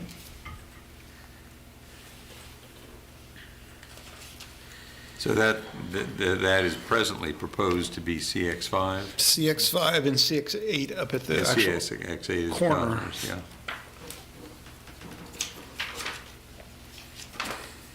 And then it's going to be CX5 basically on both sides of the street all the way up to 11th Street or 10th Street. So CX5 can go up to 7 stories. CX3 can go up to 5. So Michael, if we were to make that side of East High CX3, would that? That seems more appropriate and in alignment with the comp plan to me. I don't know if that's the ultimate best resolution, but that seems more appropriate to me. Will we maintain some access to the property we just bought off of East High or some other way to get there if all that's bought up along the road? Today, we don't have access. Today, we No, don't there's- have. We don't have sufficient space for a full road access. There is a access way today. There's a driveway. That would not support what was proposed. If you were building 240 or 250 units, you would not have sufficient access. Correct. No, I know that, but I'm saying for us in the future, if we want to do more with that park, do we have a way to get from East High to that, say it's a park at some point? Or do we need to buy? We would have to do something. We own some lots along East High now, right? That were purchased as part of that. I don't believe so. We own some, there's also access off of Caroline, That's where we have access. and I think that we own both the access and an additional lot on Caroline. Right. Okay. Well, yeah. I mean, it's a large space that I think, even if we were to leave higher density up near the corner or near the bridge, we would still have a lot of room down, if it were to become a park or something else, a land that we've kind of taken out of play, so. That's a different problem for us, but Understood. So would it work then to say, let's go CX, let's lower it by 2, from CX5 to CX3, up to Meade Avenue on the east side of the road? Y'all help me out here. Yeah, I mean, And then at the intersection near CVS, on the southwest corner, southeast corner, I keep getting east and west, take that down to NX to CX5. Potentially, yeah. I mean, to me, the cleanest would just be like CX3, and that we resolve some of these things that are unresolved and undetermined in terms of the urban Rivanna River corridor plans implementation. So from the intersection down on the east side of the road to Meade, make that all CX3. Correct. so, From here, Yep. all the way down And to then you'll Meade, reserve this would be space to do that CX3. later time, right? Because that's where the. On the other side of the road, it would still be what it is, which Right. is CX8, I guess. yeah. So, Michael, because you just want a study to be done of that, or? No, because we have it as part of our comp plan. It's just not implemented, and it seems worth, again, considering as His point is there's been a lot of time and money poured into doing a Rivanna River plan, I guess. And it seems like what we're doing here cuts against the notion of having more access to the river, I think is what you're saying.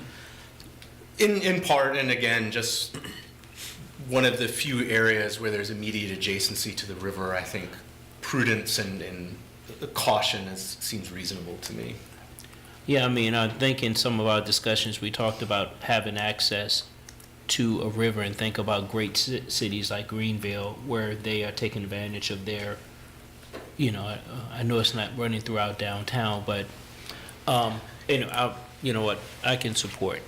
And Three. again, I mean, or sorry to cut you off, but I'm just thinking, like, as we've discussed, we can go up in the future, and I could Yeah. absolutely believe, depending on how plans work out and things work, that you could have high-density residential there and it'd fit in perfectly. But we can go up in the future, we can't go down. Yep. I can support that. I can support you, Mike. Yeah. That's fine. I can too. So the other intersections Okay. be 8, and that one be 3. So let's go to, did you get that? Yep. Okay. Can we go now down to Fifth Street? Let's just work around the circle of the city. In terms of entrance corridors?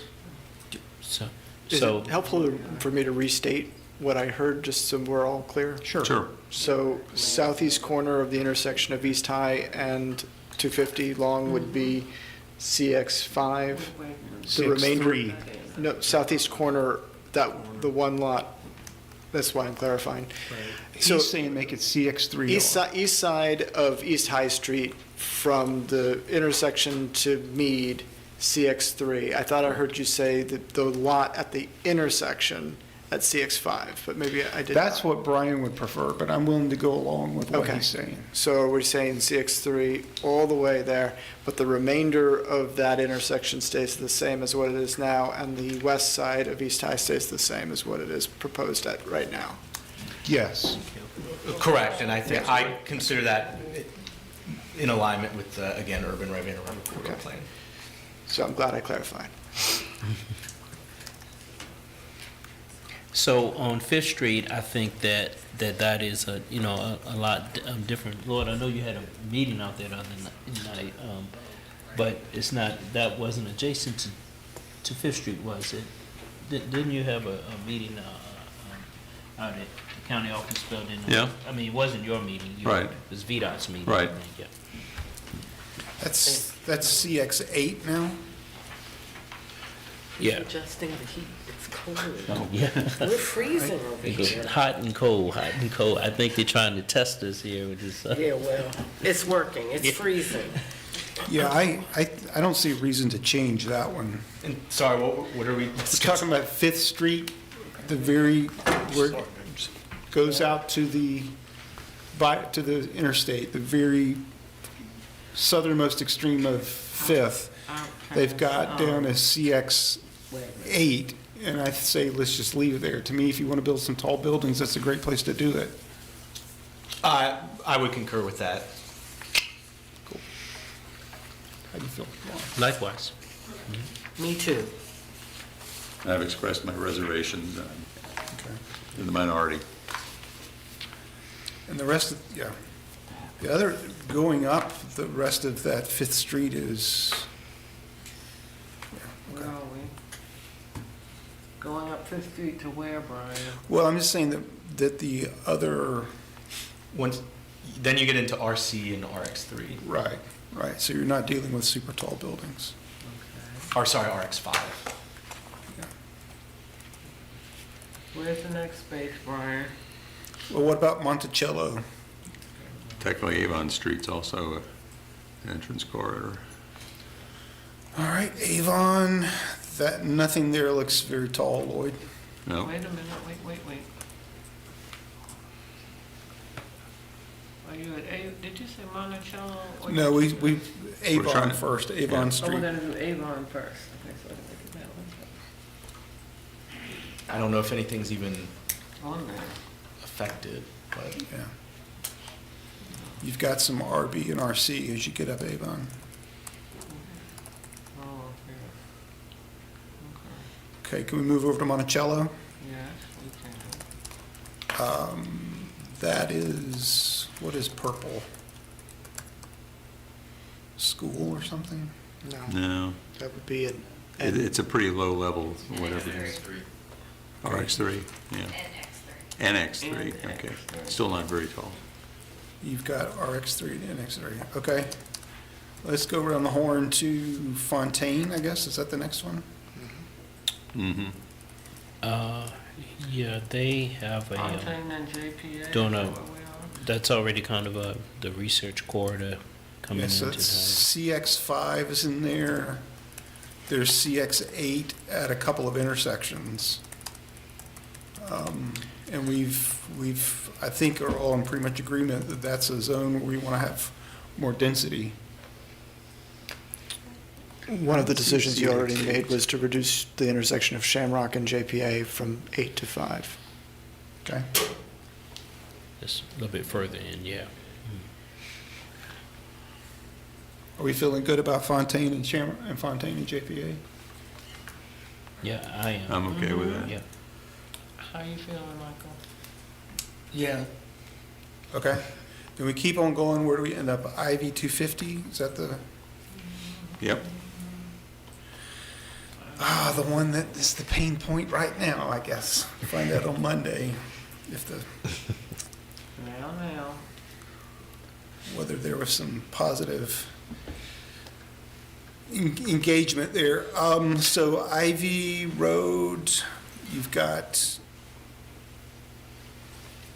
How far out are you going on Ivy? it goes basically from where Old Ivy is, right? Yeah. Old Foods Ivy of All Road, yeah. Nations. Uh-huh. Foods of All Nations, that area is designated CX8. The Correct. place that is currently under discussion, 2117, is currently shown as CX8. Yeah, it's on Ivy and Copeland. Yeah, I meant to say CX5 for Yeah. Foods of All Nations, CX8 for the Truist site. And what is it across the street where the Wells Fargo site is? CX8. Okay, so both of those sites are That's not what CSA. I'm seeing on my interactive map. I'm not getting that. You come down there? It's like, Musical computers.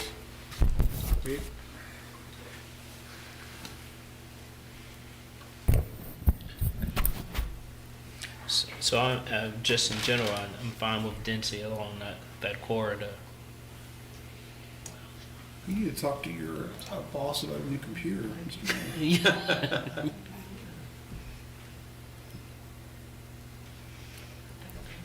think you have too many. Yeah. Right here, that's CX5, and that's CX8. The reason you can't get to it is you've got an overlay. Oh, okay. One of these overlays is Yeah. keeping you from clicking underneath. Okay, Thank you, thank you. Mr. Pinkston. So I mean, I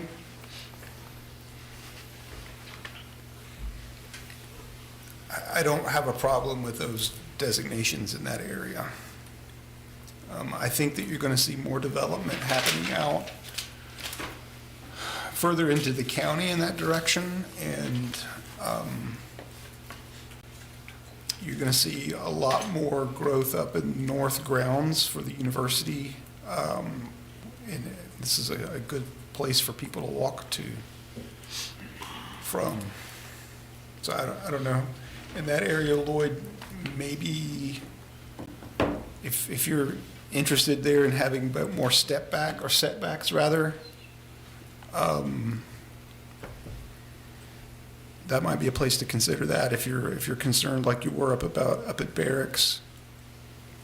Well, yeah, and, I mean, frankly, one of the things that caused me to think about it a lot is specifically the discussion we've been having about 2117 Ivy Road, given that that is a situation, at least on Ivy, where, you got the 114-foot facade coming straight out of the parking, straight out of the sidewalk. Well, you've got a bit of a sidewalk there though, right? And what is do you know off the top of your head? There is the streetscape is, what, 14 feet or something there. So it's a little bit better, but anyway, that was part of what I was reacting to. And then I look across the street at the Wells Fargo, that isn't going to be a bank for very long, as best we can tell. It's up for sale now, isn't it? Yeah. Of course, we don't have a proposal to look at there, but both of those are relatively small lots when it comes right down to it. So, I've said my Michael, problem there. what's your thoughts on are you comfortable with the proposed zoning there? Yeah, I mean, we can round it off shortly, but again, I think outside of Barracks and Fifth Street, the real question is whether these key intersections, do you want a discretionary process? But I'm So you're fine. basically I'm okay fine. with what's there? Correct. Okay. Leah, you? I'm with Michael. Okay. The only reason I was suggesting a discretionary process, I guess, is because I've heard some comments from the Planning Commission that assumed some further discretionary process. It is whether that was an ECRB decision that maybe the ECRB doesn't actually have the power to make. I don't know, but that's, if we're looking for the situation we've had with a couple of projects recently have been situations where the Planning Commission has basically said, as I interpret their comments, you're trying to pack too much in here, but don't worry, we'll solve it at the ECRB process. Right, and the And I ECRB. don't think we can do that. Right, which I guess, if we're through going around the circle of the city, is there any other entrance corridor we're missing? I think that's, because I wanted to come back to your point, Lloyd, which is in the Okay. memorandum here. I mean, up at the top of the city, the north side of the city, we already talked about barracks. Is there anything funky up at Greenbrier, coming around Rio? That's not. There's no that's not entrance corridor on there. Okay, so I think At we've least hit all not the a city entrance. one, there may be a county one, but I think that's we've not hit all ours. the entrance corridors now. So going back to your memo, there are at least 3 options for addressing concerns within the entrance corridor. 1, require step back after 5 stories. 2, the idea of a discretionary permit for projects over 5 stories, and then we could apply lower height districts. And it sounds like number 3, we've, by our exercise tonight, I don't think we have to do number 3 at this point. Right. And then it sounds like we may not have to do number 2. I guess, Lloyd, to your point, so currently the ECRB doesn't have any real say-so over height or massing, right? Correct. But the ECRB just is the planning commission. Right. So it's a little, I love all those guys, but once it gets through the planning commission, they're going to pretty much do what they want with the ECRB in terms of, so I don't know. If you did have this item number 1, require step back after 5 stories, to me, that would make the 2117 project a little more palatable to people. For example, I don't want to prejudge that project, but that might be one that would be more, if people just knew going into it, hey, above 5 stories on an entrance corridor, we're expecting you to have a step back unless you get approval from us otherwise. Maybe that's a way of, alleviating some of the concern that Lloyd has raised about these super tall buildings. Yeah, and I would regard that as a serious thought as an alternative to what I had said before. And I have to say that when we talked about having a discretionary permit for projects over 5 stories, if you'll recall, a couple of meetings ago, there was the discussion that we would require a discretionary permit of some sort for any building over 5 stories. And then we backed off of that and said, well, okay, let's just say it for the entrance corridors, as I suppose a sop to me, that's fine. Yeah. But, I am generally in favor of the goal of trying to reduce the number of discretionary permit processes that we build into everything.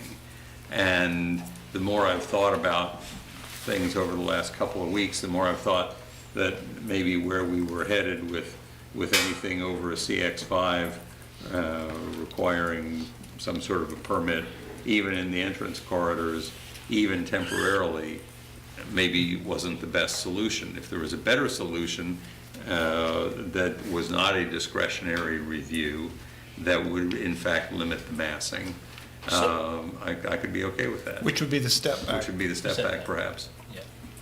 I was gonna, I understand now, I was gonna say, was your concern the aesthetics of it or the impacts? Like, if it's bigger, then there's more transportation. Well, it's, entrance corridors are one place where we, by our ordinance, specifically endorse a notion of being concerned about attractiveness.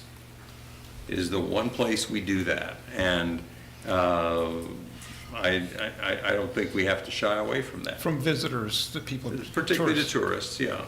But beyond that, we have the general concerns about harmonious.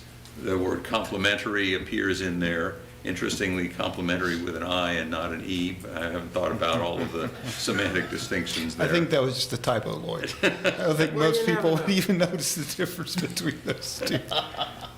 But I do, so. English Yeah. majors do. So, And lawyers. I think that, But So- what I was going to say, let me just interrupt to sort of finish my thought.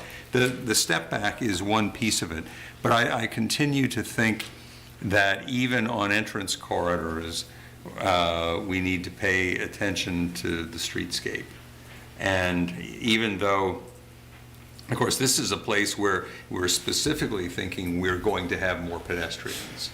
yes. Unlike Fifth Street, where you all said, you're not going to have pedestrians down there anyway. Here, we're planning for pedestrians and planning for bikes and planning for, frankly, a colossal mess on Copley Drive, but that's another story. And I think that, you know, if there's a way to make the streetscape a little better, a little wider, a little more. Where do we room lay for- out streetscapes in this book? Section 445, I believe it is. Sounds right. Yeah. You're trying to say something there. Yeah. Yeah. I think that's what I was getting at, is that they can design buildings, you know, so the facade, so they can be pedestrian friendly, even if they're tall, Yeah. you know, And- big. And let me say, at the risk of prefiguring something we'll talk about next week, the redesign of the Verve project, I appreciated the fact that between the planning commission version and the version we got a wider streetscape, we got double the number of street trees, Yeah. those are good things. Yeah. If y'all look at page 4-17, it shows the clear walk zone plus greenscape zone. So this would be mixed use B? As So as the- far as the street typology on Ivy is what we're asking Correct, about? yeah. You are correct. Now, certainly that's- one thing we could do is just say on entrance corridors, we always use typology A. Typology A is more conservative, I guess, or more spacious. More space, yeah. Yeah. It's, I believe it's 15, none of my I math would is probably- bad. That would help. Right. It's always 15 feet. I certainly support, I don't have any issues with that. Having more, basically 2 more feet. Yeah. So a clear walk zone Yeah. and a greenscape zone of 8 feet. Clear walk is 7, greenscape of 8. Yeah. How about y'all down there? This is mixed use A, right? We're saying for entrance corridors, require mixed use A. Yeah. Right. Which essentially means that we would take the street typology map and just make all the entrance corridors mixed use A, Yeah. with the exception of the one we've already talked about with the new streetscape standard that we talked about previously. Yeah. Yes. Okay, What do you yeah, say? yes, Sure. yes. No, but I think the justification is very good, because for the most part, these are places where, we're talking about people coming into the city, and whatever mode they choose to come in, we want to encourage many of them to come in walking, biking, and so on, and so, Yeah. Well, and I think if we're thinking 20, 30 years ahead, I think all of these areas are going to have more pedestrian activity than they do Right, we hope. under present conditions. Okay. Cool. Right. So that Wait, takes Mike, care of wait, the wait. street. Michael, did you have something?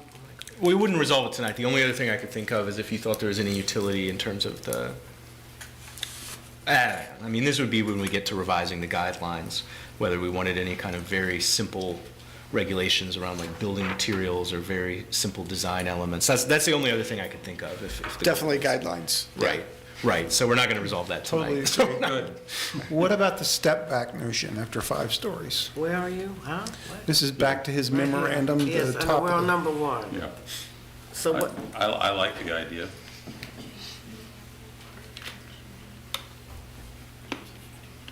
that's fine. Is that okay? What do you with think? you? I mean, Is this one it okay? takes up some height, or some capacity, volume of buildings is what you're going to lose. Right. The question is posed whether it should be base zoning or ECRB could be authorized to require it. Well, again, the ECRB is currently constituted, wouldn't, I don't know. They might, but I doubt they'd ever authorize a step back. Although ECR, one, we don't know that, and two, an appeal of it would come to us. Yeah. So the latter, the ECRB allows them to make that as a contextual decision. The other option puts it in as a requirement, and the only way to reduce it would be for somebody to come back to you for a special exception permit. Okay, Okay. okay. So Whichever require it general as is part of the discouraged. base. If it's base, they're coming to you for a special exception to that rule. If it's ECRB, then it's decided, and it only comes to you if it's appealed from there. The ECRB could be authorized to require a step back on a case-by-case basis. I guess I'm getting tired and having a hard time remembering. So, Michael, you're saying put it in the rule to require a step back, or make that something optional that the ECRB could?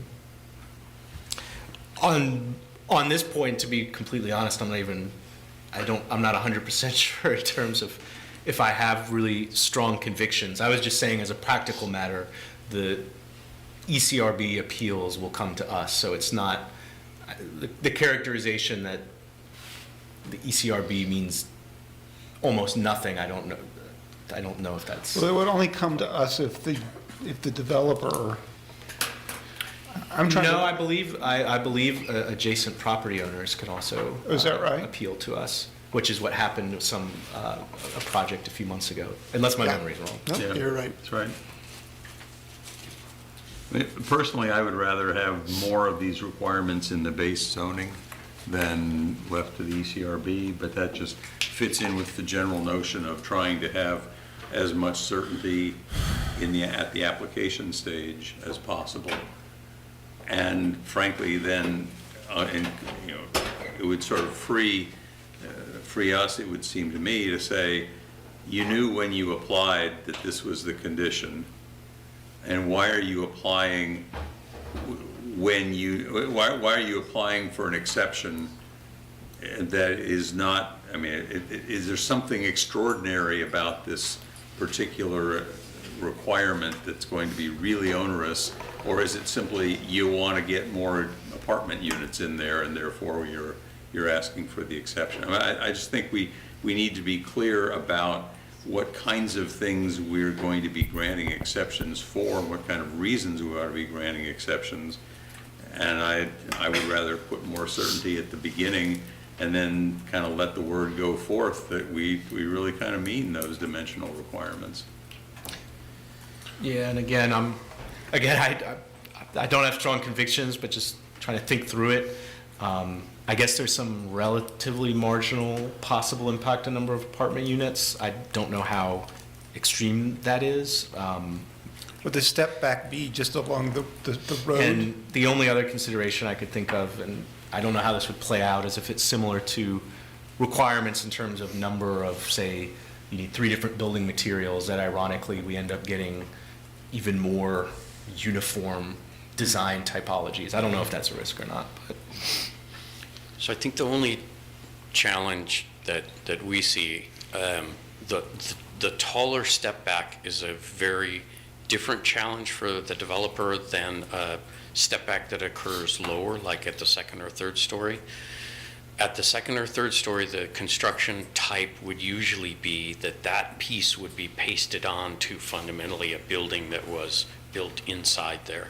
When you're now building that paste on 5 stories tall, it's just expensive to do, because fundamentally you're holding up your taller building with material that's, inside of a space that's however deep that is.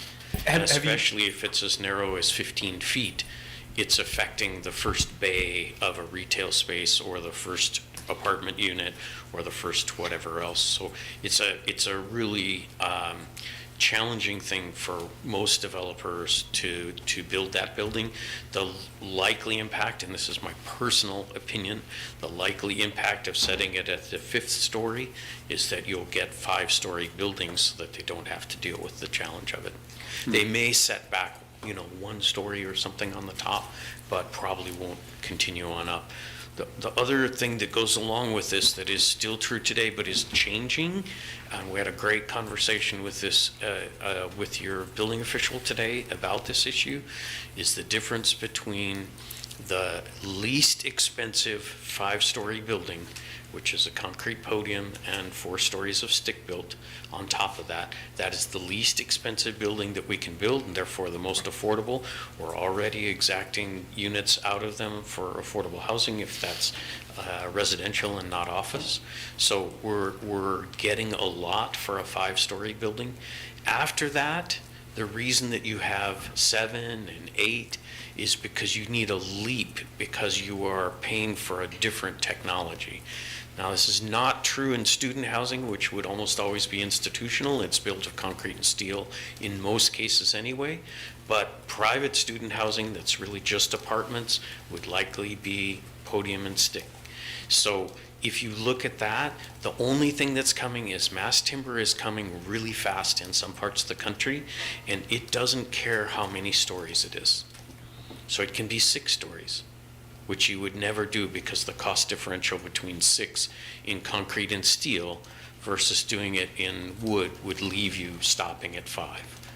So you're saying newer technologies are letting you are right here at the edge and on the cusp of a real issue that in terms of height and cost of buildings means that today still the 5-story building is the sweet spot.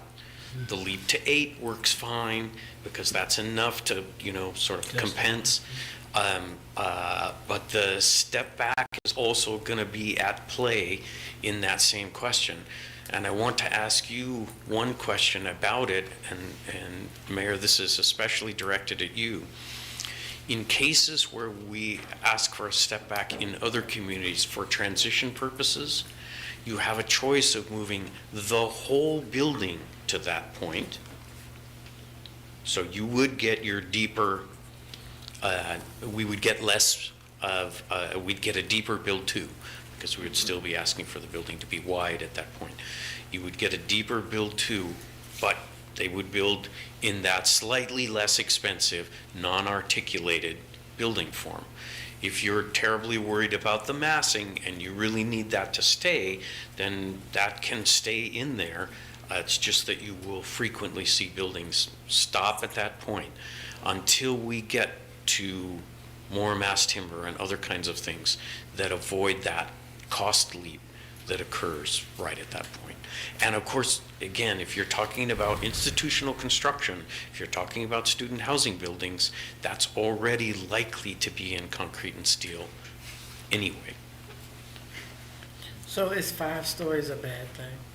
5 stories is a really good thing because it is, if we're trying to build units at the most affordable level, that is the best building we can build a bunch of. So on these corridors, on old strip centers, on whatever, that would be the most common building that the market wants to build you right now. But 10 years from now, we could be in a different world because of the fact that costs will change associated with mass timber, and we'll have more flexibility. But it sounds like what you're saying is that requiring this step back is going to... It'll be a decision point for the developer It'll be a about whether constraint. to even ask for the additional height. Yeah. And in 10 years, they'll be doing another zoning ordinance too, won't they? I won't be back. Christie will come do that one again. You and I will come back and observe, Christie. How about that? That's great. Okay, good job.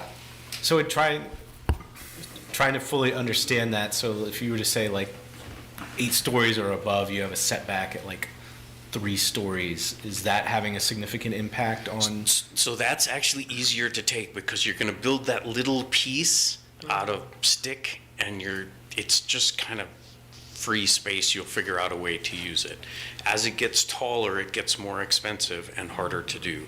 And I know it's subjective, but is that something you've seen have any effectiveness in other areas in terms of actually having a streetscape that for the pedestrian feels more kind of human scale, or does it end up becoming kind of a perfunctory? The poster child for the lower step back is the entire city, the downtown core of Vancouver, right? Townhouse wrap on every podium and tower. And when you stand on a street in Vancouver, and I would encourage you, Lloyd, sometime to go visit. I've been to Vancouver. I hadn't noticed that particular aspect. When you stand on a street in Vancouver, first off, there's tons of street trees. They got that right. They've got good bike ped on all of their streets. So that stuff's really good. The cross-section of streets is really good.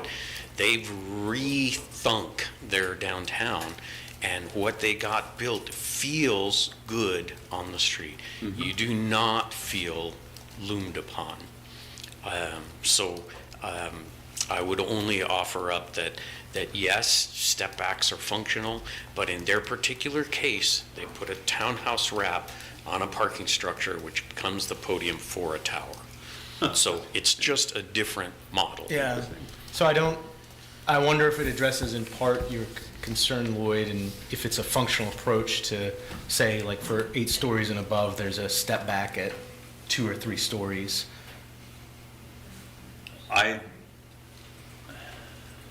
Three. Well, or maybe just change this, say for any building above 7 stories, requires a step back at somewhere in the first 3 or 4 stories or something like that. So it doesn't have to be specifically at 5, it doesn't have to be specifically any other place. It sounds like, though, you're saying that unless it's at 2 or less, then requiring a step back above that point is going to... I think 3 is common. And it depends. It depends also on your step back depth. So what you were talking about, having capacity to do downtown, is very different, because we're talking about a meaningful historic facade that's there today, and therefore we're pushing that tower back to where, when I'm standing on the street next to this nice facade, I'm not really seeing it because I can't get there because the corner of the building is still in the way, right? You're talking about, in these other settings, something quite different, right? They're sitting back on wider roads already, so all you're doing is sort of modulating, opening up, to the sunlight, to the whatever, that corridor. So it's a very different kind of thing. Usually there is a tolerance for doing 2 or 3 story step backs, and it is more rare to see something at the 5 stories. Okay, I could get behind. Yeah, so I mean, that's very helpful. Thank you very much. It's 9 o'clock. I'm still learning something today, but I'm not sure what's the best advice. I mean, the best. I heard Best resolution. Yeah, best resolution. 2, a setback after 2 floors or 3 floors or 4. What's I think I heard the mayor say it. We could say basically any district, the CX8, CX10, those districts at those levels require a step back at either 3 stories or between 2 and 4, knowing that the market will probably settle on 3. so we can give a range? Is that what you're saying? Yeah, I believe so. Okay. Yeah, Oh, absolutely. okay. And this is just Let for the, architects be architects. And let architect, yes. Okay. is this just for the entrance corridors? Oh, it sounded like you were saying That's the broader. context in which we're discussing it. It doesn't have to be. Right.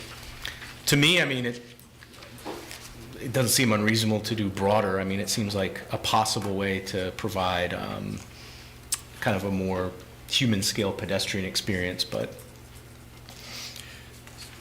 So what do you, putting that basically in each of putting that as a standard in CX NX8, CX Maybe NX10? exempting DX. Yeah, if you build above 5, yeah, right. Yeah, Yeah, understand, yeah. I'm supportive of the idea. I think I'd like a little bit more time to think about it, maybe ask a builder or someone who's wanting to build in our city. I have more willingness to go along with it for the entrance corridors, but requiring that throughout the city, I just wonder if there's something we're missing.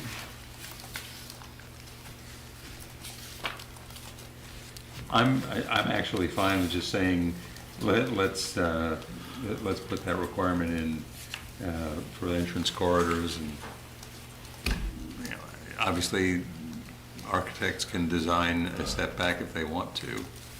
But in terms of the concerns, the reasons for my concerns that I've expressed various times over the last few weeks, entrance corridors would be fine.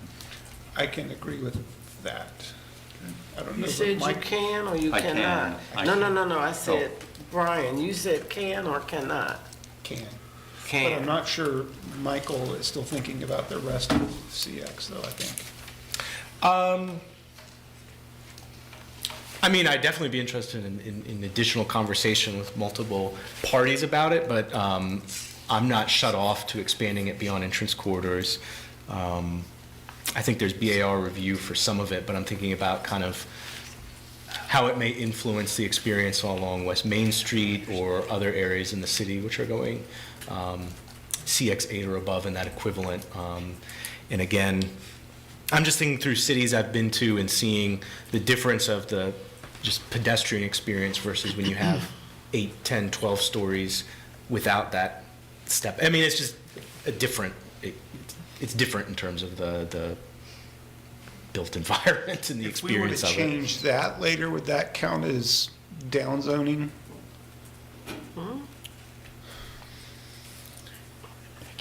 If you were to change the step back. If we were to require step backs in areas beyond just the entrance corridor, would that be an effective downzoning? I don't think so. Yeah. No, I don't think So- think that's the right terminology. So that's something we could do during guidelines, maybe? Well, it would still be a zoning amendment, but it could be done at a later date, is I think what we're saying, yeah. So you don't want to address it now because you want to talk to some people. I think for the entrance corridors, I'm good with it. I think what Michael is trying to say is he thinks this is a good idea more broadly throughout the city. I'm not, it could be, I'm not sure. I think if we could wait to decide that piece Right. later, and it's not going to run afoul of something legal if we say we are going to require step backs. If we could decide that as a zoning amendment later, then I think that's a good place to be right now. Does that sound good to you, Michael? We'll come back and revisit it. Realistically, how long will that be? But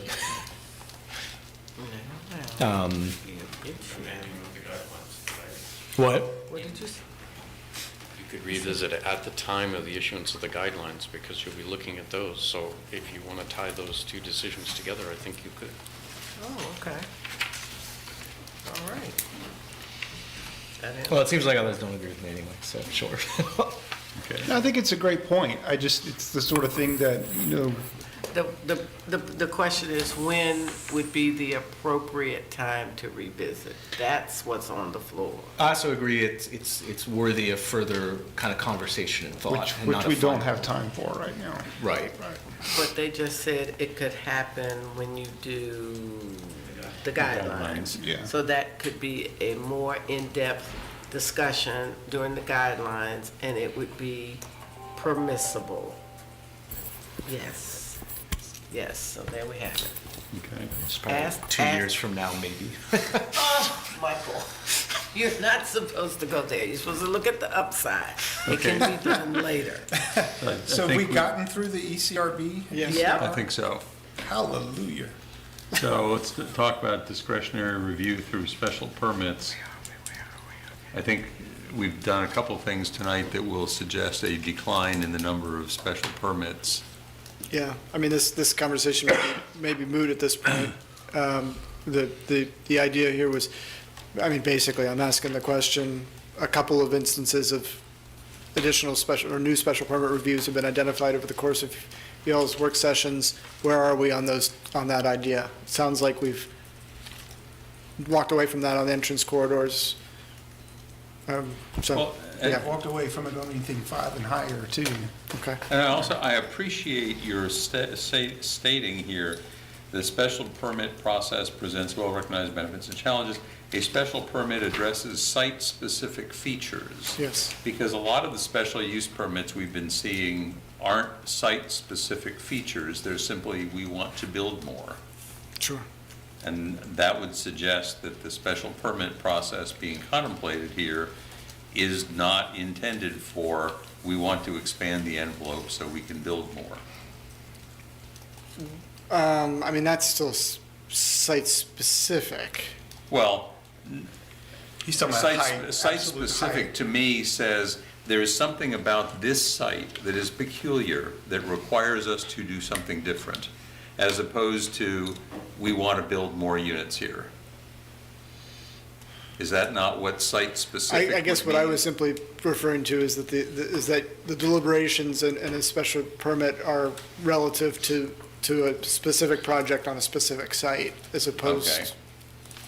As opposed to the topography, making it. No, not the topography,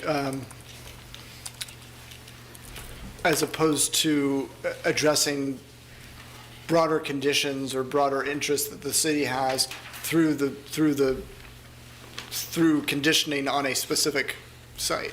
Oh, okay, I So- understand that. 5-58 is where we lay out the special use permit in the book. So there's the pre-application conference, submit application, administrator notice, planning commission notice, and city council. So just a small clarification. The previous city attorney especially was interested in use permits being about use. And therefore, we have the special exception. Yeah. The special exception, which is a similar process but would be non-use related. So I see That would be critical, more dimensional. What's that dimensional? Yes. I see critical slope, special exception, and there must be another one somewhere for the one with the red line. 5-54 in the page numbers. No, this is in August. Oh,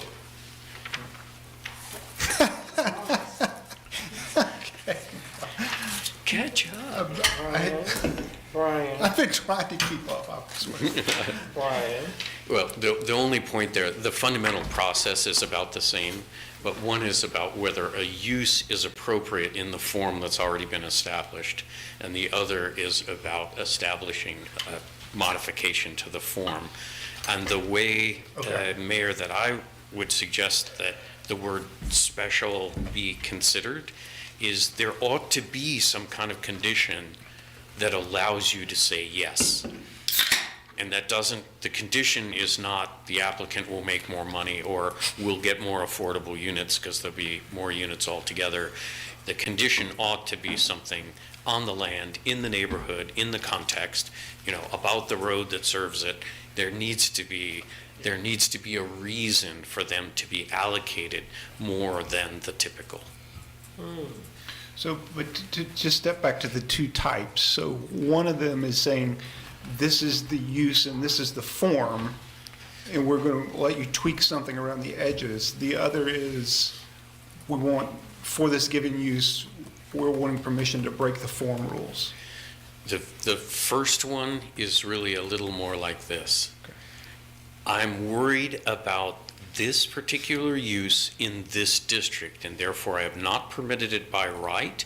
I have allowed it by special use permit, so we can have a conversation and add additional standards if necessary that would apply specifically to this use in this building, in this setting, et cetera. Blinders on use, not like Are you I'm calling that adding this use and you can do 2 more floors with it and you can change your side setback because you're doing a use I really, really want. That's not what it's for. So is that what we're calling the special exception permit? No, that's a special use permit. Okay, all right. So the one with the word use in it is supposed to stay focused Okay. on, is this use acceptable in this district, in this setting? Okay, Because it may be allowed by right in another more intense district. Got it. But in this particular district, it's pushing the envelope. Okay. And so therefore, we're going to talk about it, and maybe we're going to condition it. Maybe it's going to be smaller than they're asking for. Maybe it's going to be, whatever we need to do to make sure that it's managed successfully. But, and then the other type is, Is the Exception. building, something about the site, those other, sort of elements that are being managed at the time of construction. we're calling that a special exception. Correct. So we are taking exception from our rules for a particular reason. It's going through a very discretionary process. It's coming up, and that conversation is going to you guys. Thank you. Both conversations end up with you. One, you should kind of have your use hat on, because the approval criteria are focused on use for that one. The approval criteria are focused on other issues for this. So if I had So to, exception is any other thing other than use? Pretty much. There's a lot of things that are allowed in that process. Oh, just a couple, please. Yeah, so you can modify the rules for zoning districts. That means all the dimensional kinds of things. Blocks and the connectivity requirements, so you could take exception and say, I don't want to put a road through here because, and maybe you'll have a good reason for it. Access and parking reductions to either of those. Transitions and screening, modification of your screening because of some particular condition, and fences and walls. So those are all prescriptive standards right now. And this is a discretionary model to talk about them and modify them.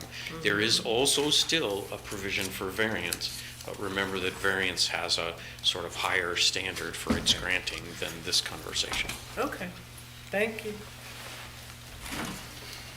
All righty. so does that answer within the memo what?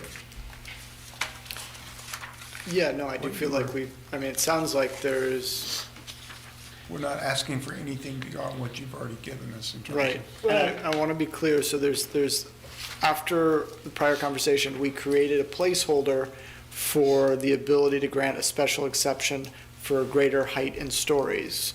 And so that's in the advertised draft.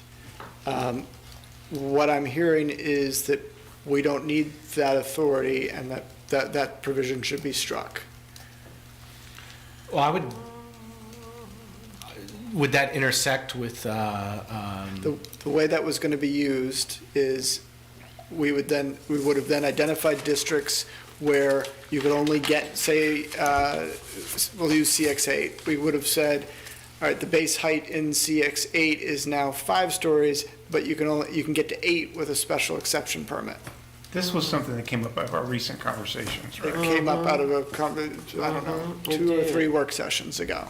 But we drafted a placeholder in there so you guys could continue deliberations on the topic and make a determination as to whether you wanted to have that authority or not. but is that authority intersect with the core neighborhood overlay? No, that's separate. Okay. That's built into the core neighborhood overlay as its own standalone thing. Yeah, I don't think, I support the higher building, so if we're going to basically go in and tell everyone that you only get 5, for example, and if you want 8, you've got to go through this whole dog and pony show to prove that you want 8, which is what we'd be talking about. Right. I don't support that. Okay. So. Yeah. This won't be useful for our conversation, but I still think it's useful as a tool. The thing I've struggled with is outside of the core neighborhood framework, what is actually a good baseline for it. And this isn't helpful because I still haven't thought of what a good one is, but I still see utility for it. And maybe the core overlay, core neighborhood's the best we'll get to. But you look at the Cherry Avenue project, you look at Sunrise Mobile Home Park redevelopment, those things only happen because there was a discretionary process. So I just think there's utility there. Well, we can always do a variance though, right? That's within this, what you just described. It's a different, I think the point you're making is different than simply the fact that because the Cherry Avenue didn't come to the city council seeking a permission to change one of the standards that applied to them. They were seeking greater density than is allowed at the base level in the zoning ordinance, and that required them to get a special use permit. And you're referring to the fact that they, because they had to get a special use permit, they were inclined to negotiate. Correct, and the fact that if they had that by right height and density on those parcels years ago, a developer would have bought it and built a market rate development with no unique design features. I mean, I think that's just the reality of leverage. And that's good sometimes, and it's also bad many times. But anyway, because I still don't have a criteria out of the core neighborhoods, that's not really helping us make any concrete decisions. Well, those are all good points. But at this point, I think what we're hearing is we're going to strike that provisional language that's been put in there, go back to the original. Is that right? Is that what you're hearing? Yes? I think so. That's mine. Does it answer your question if it's struck? That's what, I'll be supportive of that. Yeah. So how are you feeling Stick with the about that, original Mike? before we. Keeping the original or going with this? How are you feeling? So I think that you, in this section, your last paragraph, our earlier conversations dispensed with those. Yeah. Yeah. And so the last question we've already dealt with. Yep. Oh, Okay? all right. Now we come to ADUs. Affordable dwelling units. Okay, so what I provided here at the beginning is essentially a very, very brief overview of what's currently in the ordinance relative to ADUs. It's not complete. It's a much longer section, but trying to hit the high notes. The ADU ordinance requires, as drafted right now, rental projects of 10 units or more to include 10% of units at 60% of AMI for 99 years. Requires ownership projects of 10 units or more to include 10% of units at 80% of AMI for the first owner. And then we have the option for fee in lieu. And we have then a height bonus provision of 2 or 3 stories, depending on the district, for affordable units at 50% of AMI. And then a unit bonus provision in the residential districts, RA, B, C, which allows additional units if those units are affordable. So one of the concerns I think you guys have heard expressed is that difference between rental and ownership. And we understand where that difference is coming from, and so we've tried to address that concern, and we're proposing tonight a notion of saying that rather than differentiating between rental and ownership, we differentiate based on the district that you're in the sense that on the citywide level, the standard would be 10% of units at 60% of AMI for 99 years, no matter what the tenure of the building is, no matter if it's rental or ownership. But then when we get into the residential districts, where we're talking about the bonus unit, that would be at the 80% of AMI, and it would be a 30-year term of affordability, and that would also be for rental or ownership. Again, we're trying to get away, the concern that has been expressed is differentiating on this tenure factor, on this rental or ownership. And so our preference is to differentiate based on the district. Because of the LIHTC concerns, or just the way that. Our concern is just the basis on which we're differentiating. What's the public policy reason for differentiating between rental and ownership? So am I understanding it right? The proposal would be for RNA, RA, RB, and RC, affordable units would be for 30 years and at 80% of AMI? Right. So now we're basically saying, because the concern that was being expressed was about ownership. Correct. Right. So in this case, we're taking the 30 years as, it's the mortgage term, but we're making them the same between rental and ownership. I'll just start by saying out, none of this is at all criticism of you, because you're responding to concerns we've raised, and you've done that as best you can from what we've said. I'll just say I think this solution is even worse than what we were at. I think it's a negative thing to be weakening the years of affordability as well as the AMI level in those districts. And quite frankly, ownership for 99 years is possible. And I just feel uncomfortable with making a change like this for very specific circumstances that I think is weakening the affordability overall. And again, that's my problem is policy. One of the things that I'm curious about, and we've got this discussion, it comes up in a couple different ways, is what is the difference in the way a developer is going to look at the cost of building something that would then be marketed or would be rented to people at 50% of AMI as opposed to 60% AMI. We know that anytime somebody builds an affordable unit, you can figure out the present value of the loss of income over that period of time. Yeah. What's the practical difference between a 50% and a 60% AMI at that point? Is it a minor difference? Is it a major difference? I'm not sure I can answer that question. I would Yeah. I would say it's definitely meaningful. Yeah, I mean, I think it's meaningful. I don't. Do you have any I'm basis led to answer that believe question? that it No. is meaningful, yes. It's Right. very meaningful. It's a significant drop in the revenue available. Yeah. But I don't know that I can say more than that. It would be a drop in revenue available to the developer, but it would afford more people at 50% to be eligible to be in freeze towers. But it affects the performance of the project, Right. thus also making the project possibly infeasible. Absolutely. Yeah. That's why the difference between the 50 and 60 is, in my mind, from a developer standpoint, at 60, I can make this project go. At 50, Right. it'll be a stretch.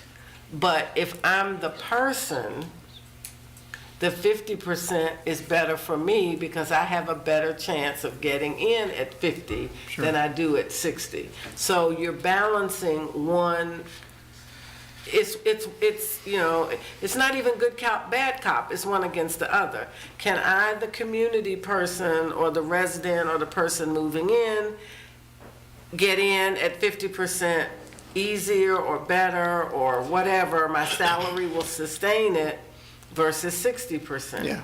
If I'm a developer, and I know developers, but if I am a developer, the difference in that 50 and 60% is 60% it's a go, 50%, I don't know. Well, and I mean, we're talking about 10% of units, but the phrase that always comes up when we talk about inclusionary zoning and moving these numbers around is 10% of zero is zero.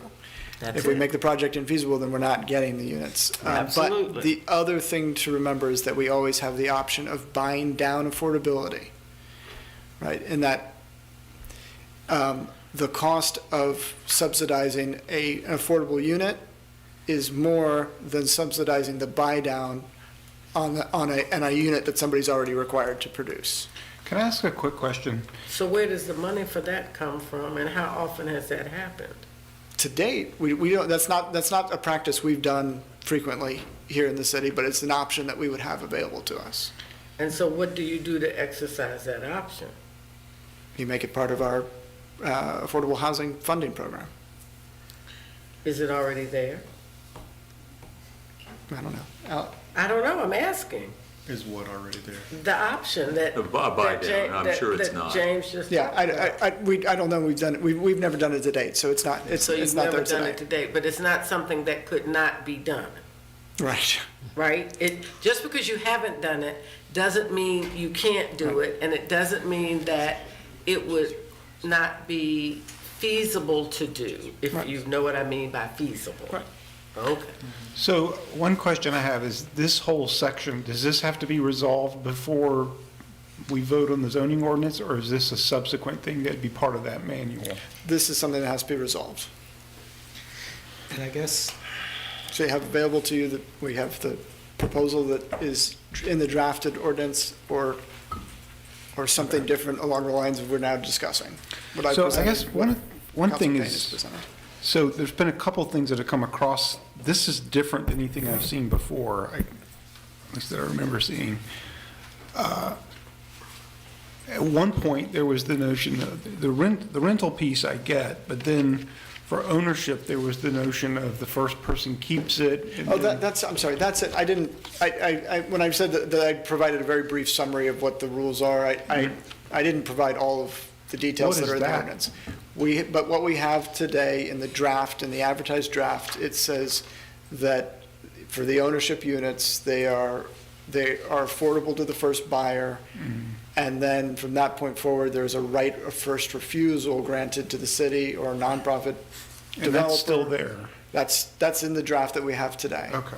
Now, with the proposal that I'm suggesting here, we're moving away from differentiating rental and ownership, and so that language becomes unnecessary, and we're simply saying it's the same standard for either one. So, but instead of staying with the 99 years, you went the 30 years. I It's a mean, nod to what we're talking about the recommendations that were coming from the Housing Advisory Committee and ultimately from the Planning Commission, and trying to address the concerns that they were raising by differentiating what happens in the residential district versus otherwise in the citywide, while moving away from differentiating rental and ownership. So renters and owners would be the same? Right. Be no different? That's It's the the idea. AMI thing that's the sticking point? Yeah, Yes. you know, I mean, Yeah, I'm confused. yeah, I think that there is, I don't understand what you're saying, I guess because you're reflecting what we're saying, that there's a difference between rental and ownership. I mean, isn't it common for like a couple or a person to start off in a rental unit because they don't have 20% down payment or whatever to buy a home? That's not discriminatory. You don't have the money to do it. That's not the issue, but that's not, what we're talking about is in zoning, what we're requiring of a developer when we say that the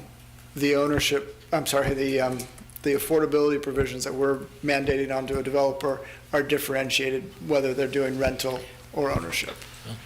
So I'm just, for my purpose, kind of thinking it through. If I, got a job, let's say at UVA or a place that I can pay $1,700 a month. But if you own a house, isn't it more, you gotta, you got to really call a plumber or, it's so many more things to do. So I'm just trying to, within my mind, trying to figure out that there is a difference. But I understand legally we can't, we're saying that if you're making something affordable. Right, and there's various things that are incorporated into what defines that affordable cost. But I thought you were saying you were making no difference between renters and owners as it relates to the developer. If I'm a developer and I want to build for ownership, I'm held to the same standard as the developer who's developing to rent. That's what I thought you meant. That's what I meant. And so there's no difference. So if I want to come in and build for people to buy ownership, I'm held to the same standard with the 60%, 30-year, whatever. But if I want to build a development strictly for renters, it's still the 30-year, 60%, whatever, AMI. I think it's different. So rental would be 10 or more units, include 10% of units, 60% of AMI for 99 years. Let me offer up just a way to think about this. Okay. As an owner, when I buy a house, in the olden days, when we didn't have as much inflation and change in prices and whatever else, you bought the house expecting to pay off your mortgage and own your house and, stay around for a long time and whatever. And you were not expecting your house to double and triple and quadruple your bank account. What we're talking about here is if you are the buyer of that house and it must remain affordable for 99 years, it is going to go up during your tenure, but it's not going to go up the same way it would if you allowed it to go up in the open market. So the question is, are we lifting the first buyer up the ladder of wealth, or are we retaining, as Councilmember Payne is talking about, a long-term asset for the city to have people have ownership in, but they are not seeing the wealth component because they are constrained from capturing. They capture some, it will increase in value, but because it has to remain affordable at a certain rate, it's not going to sell at the same rate that other things might.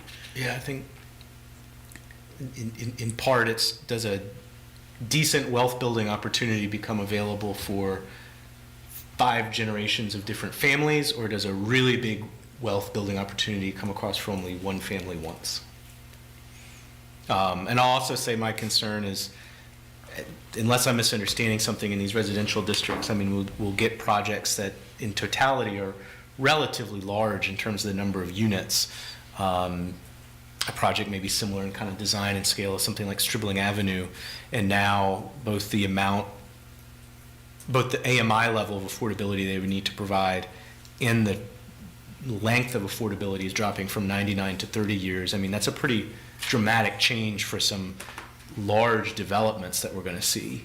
And I'm not even sure under this framework whether we're even going to see an incentive for them to partner with a nonprofit to deliver those required units. So I want to be clear, Stribling would still be subject to the 60 AMI, 60%, 10% of units at 60% AMI for 99 years. Project based on what I provided in the memo, the only ones that are going to the 80 and 30 are projects in the residential A, B, and C zones that are taking advantage of that unit bonus, the density bonus that comes with providing affordable units. So in an RA district, you can get up to 6 units if all of the bonus units are affordable, right? Those bonus units in that scenario are the ones that would come in at the 80% of AMI for 30 years. For the buyers or But- the renters? I mean, For for the everybody. developer, For everybody. everybody. I think I'm understanding. So am I off? I'm thinking of a scenario where, say, maybe, which I feel like is something we've seen, a developer acquires several lots that are an RC designation, and in totality they do a larger project. Sure. Like, is that also? So as the ADU ordinance is drafted today, the residential A, B, and C are exempt from the base ADU requirement. They only have the bonus. Okay. So that's divided by district. So that inclusionary piece doesn't exist, only the bonus piece exists. Michael, can you explain, we did this before, but I just need to be reminded, how you mentioned that, providing an opportunity for 5 families as opposed to 1. How does that work again? Can you explain that? Not to get us too off track, but I think it's basically like a land trust model versus a traditional homeownership model. Land trust model, they would sell, but they have to resell it to another family who say it's 60% of AMI. So they'll build the wealth, some level of wealth, and they also own the house itself, but not the land. Right. So the house itself they're building wealth on. They're also going to build some wealth from the sale, and then that new family will have a wealth building opportunity too. But it's definitely different in that if that didn't exist, they would build 100% of the wealth on both the land and house, and they could sell it to a family making $500,000 a year for a maximum price. So they would definitely make more one-time wealth impact, but that next buyer is probably going to be a family that is not a first-time homeowner or a family that is looking to build family wealth for the first time in their family's history or something like that. And it's a philosophical question. I mean, it is. I ask one question. I've been confused about the right of first refusal that has been invoked here. How would the city, what consideration would the city be offering in return for the right of first refusal? Well, as I understand it, as proposed, it's just a requirement that you have to provide a deed restriction, providing the city or a nonprofit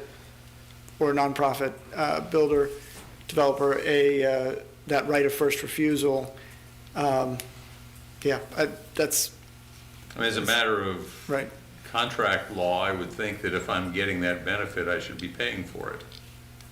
And so that if we were to say that a property that received some city subsidy could have that right of first refusal attached to it, that would make sense. Mm-hmm. But if we're not giving anything, I don't know how we get a right of first refusal.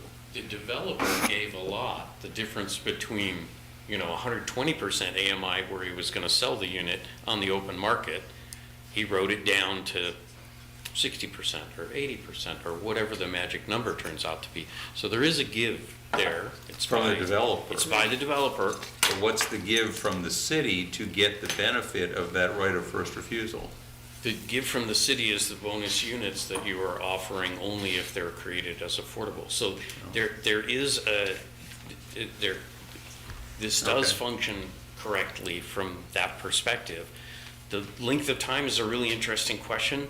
30 years in today's world would typically turn over maybe 3 or 4 times that house. Yeah. Now, it's possible, of course, that because it's an affordable unit, that people will be hanging on by tooth and nail to keep it. But its taxes continue to go up. There are other kinds of issues that might, again, still drive that original family out. But in that 30-year period, you're going to have the same effect of the first 30 years of the 99-year period. But in the 31st year, whoever owns it at that point in time is no longer subject to the right of first refusal, et cetera, and therefore, the unit leaps to market value. So, the land trust is it's a great idea, and it should be combined with these ideas. It's not a requirement in the code, so this could be just an on the open marketplace, transaction. But in terms of the years, I mean, let's say it is a scenario where it turns over multiple times. Just from a policy perspective, aren't we creating kind of a weird scenario where the person who gets the lottery ticket and buys it at the right time gets a windfall? Yes. I mean, would you hang on if you were the guy who bought it, 13 years, away from the expiration? Yes. Yes. There will always be that person somewhere in the system, unless that's actually owned, as you say, by a land trust or other entity that also controls that issue privately. But I mean, I'm not against 99 years. I'm not against 80%. You guys get to pick these numbers and get to pick how this plays out. Just want you to understand that the impact perceived by the housing community is that it's way easier to convince someone to grab that house when you say you get that profit after 30 years. So if you buy it and you have a 30-year mortgage, you pay your mortgage off, it's your asset. It's easier to make that convincing argument than it is to make that argument in 99 years that you are going to gain money, but a house which is not this cheap to start with is going to gain money much faster. But I mean, as you pointed out, Councilwoman, if that 60% AMI is the most house you're ever going to get, then even having the one on the flatter curve is a huge benefit. So I'm not suggesting about where you go along these lines. There's a lot of thinking you can do. There was also the question earlier, and we have had conversations about how could the city's money be spent in terms of affordable housing? And the fact of the matter is, it's probably cheaper to work with the LIHTC buildings than it is to work directly in the neighborhoods. But we have particular neighborhoods that we might like to work in. So can you make policy decisions to support, certain neighborhoods with certain kinds of funding that have a deeper issue related to this than other neighborhoods? Yes, you can make policy decisions about those things, but all of that is mixed up in this, and all of it's there and on the table. I'm not sure there's a perfect place to turn the dials to. Original number of 99 years is one thing. Your housing community is saying to you, can you please do it a little differently? And we brought that forward, and we somehow in between those two have to make some kind of decision. And it's not one or the other, it could be some combination. You'll have choices. Yeah, I guess I'm sorry, I'm still struggling with the basic parameters of what we're talking about. We're talking, this is for across the city, not just for residential districts, correct? Across, so we're This is a talking about general- both, but the current proposal, the draft, the advertised draft says that across the entire city, if you're doing rental, it's 60% of AMI and it's 99 years. If you're doing ownership, it's 80% of AMI and it's first owner. That's what the current draft says. Okay. And what we're suggesting is, for the entire city, for our basic inclusionary zoning requirements, we should not be differentiating between rental and ownership. They should be the same, and they should be 60% of AMI at 99 years. In the residential districts, which we believe is responsive to the concerns raised by the hack, we're suggesting 80% of AMI for 30 years. Yeah. And in the residential districts, remember, those are the bonus units that are available when somebody chooses to do affordable units to begin with. So why isn't it 30 years for both? Why is one 99 and one is 30? Because our thinking is that the affordable units we're creating are a public benefit that we effectively want to last in perpetuity. 99 years is the longest period of time that that the state of Virginia allows one of these things to exist for. I can tell you the inclusionary zoning ordinance that I wrote for a community in Massachusetts was in perpetuity. And looking at the data on this, actually the report is a little dated now, but about a third of inclusionary zoning ordinances across the country use an in perpetuity standard. And what does So that mean in the long run? It means that the affordability in the long run. I know what in perpetuity means. No, I understand. But how successful has it been? Has it achieved? The notion is that we're not always chasing affordable units. Okay. So it has that is what you have hoped to, that is the goal and what you have hoped to achieve. And when you're looking at other areas that have done the same thing or similar things, that goal has been achieved. That's what you're saying? I mean, to the extent that inclusionary zoning at this point has only been around for about 45 years. Okay. But it's working.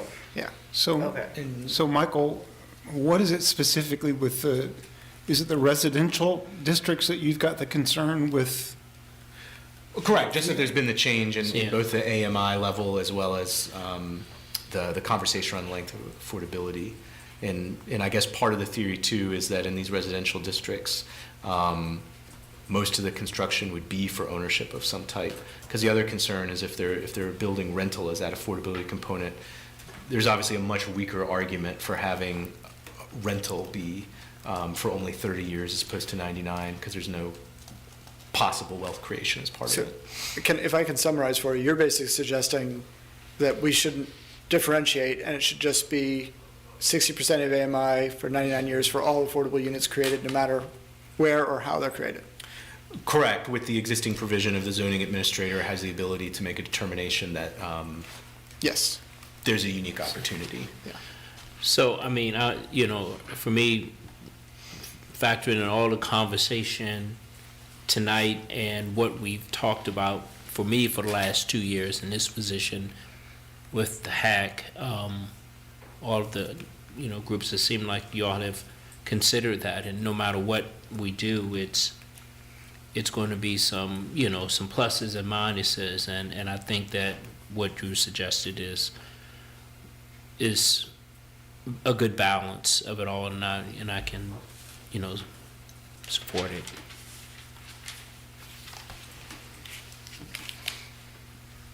That's where one is. So is there a specific decision, I'm looking at your questions, trying to see if there's a specific question that's being asked that we should make sure we've answered. The question is, do we go with what's in the advertised draft? Or do we go with the proposal that's outlined in this paragraph under number 7?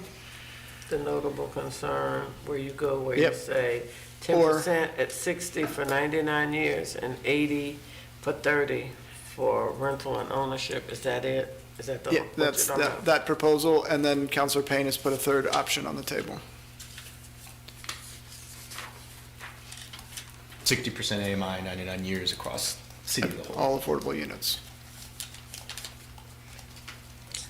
But, yeah, I don't know. Okay. I feel like I need a little more time to think about this, which I I know like Michael's idea. time is not something we have, No, but we don't.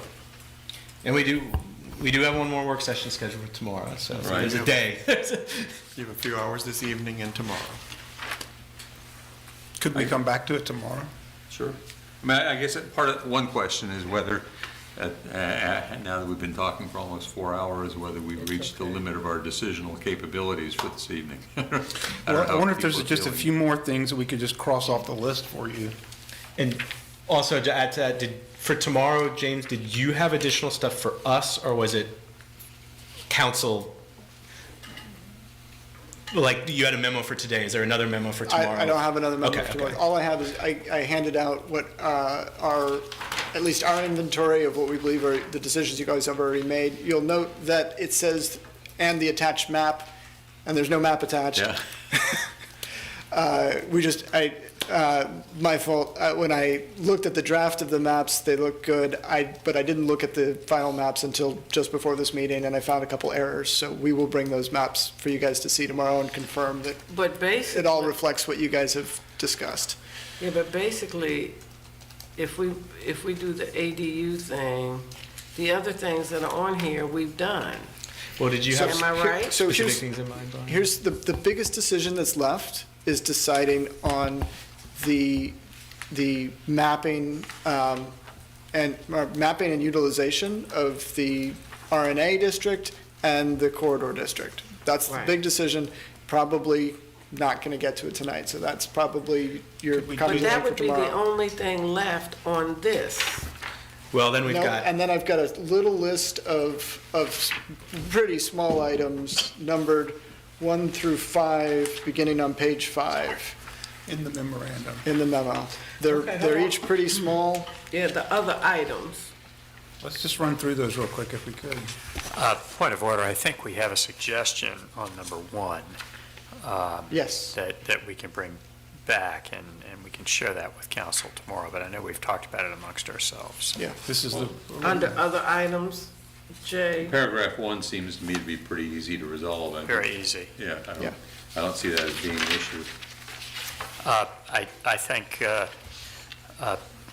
some low-hanging fruit here is item 3, the 60 days following the date of adoption for effectiveness, as the effective date of the zoning ordinance. And that's one that we have talked about pretty consistently for a period of time.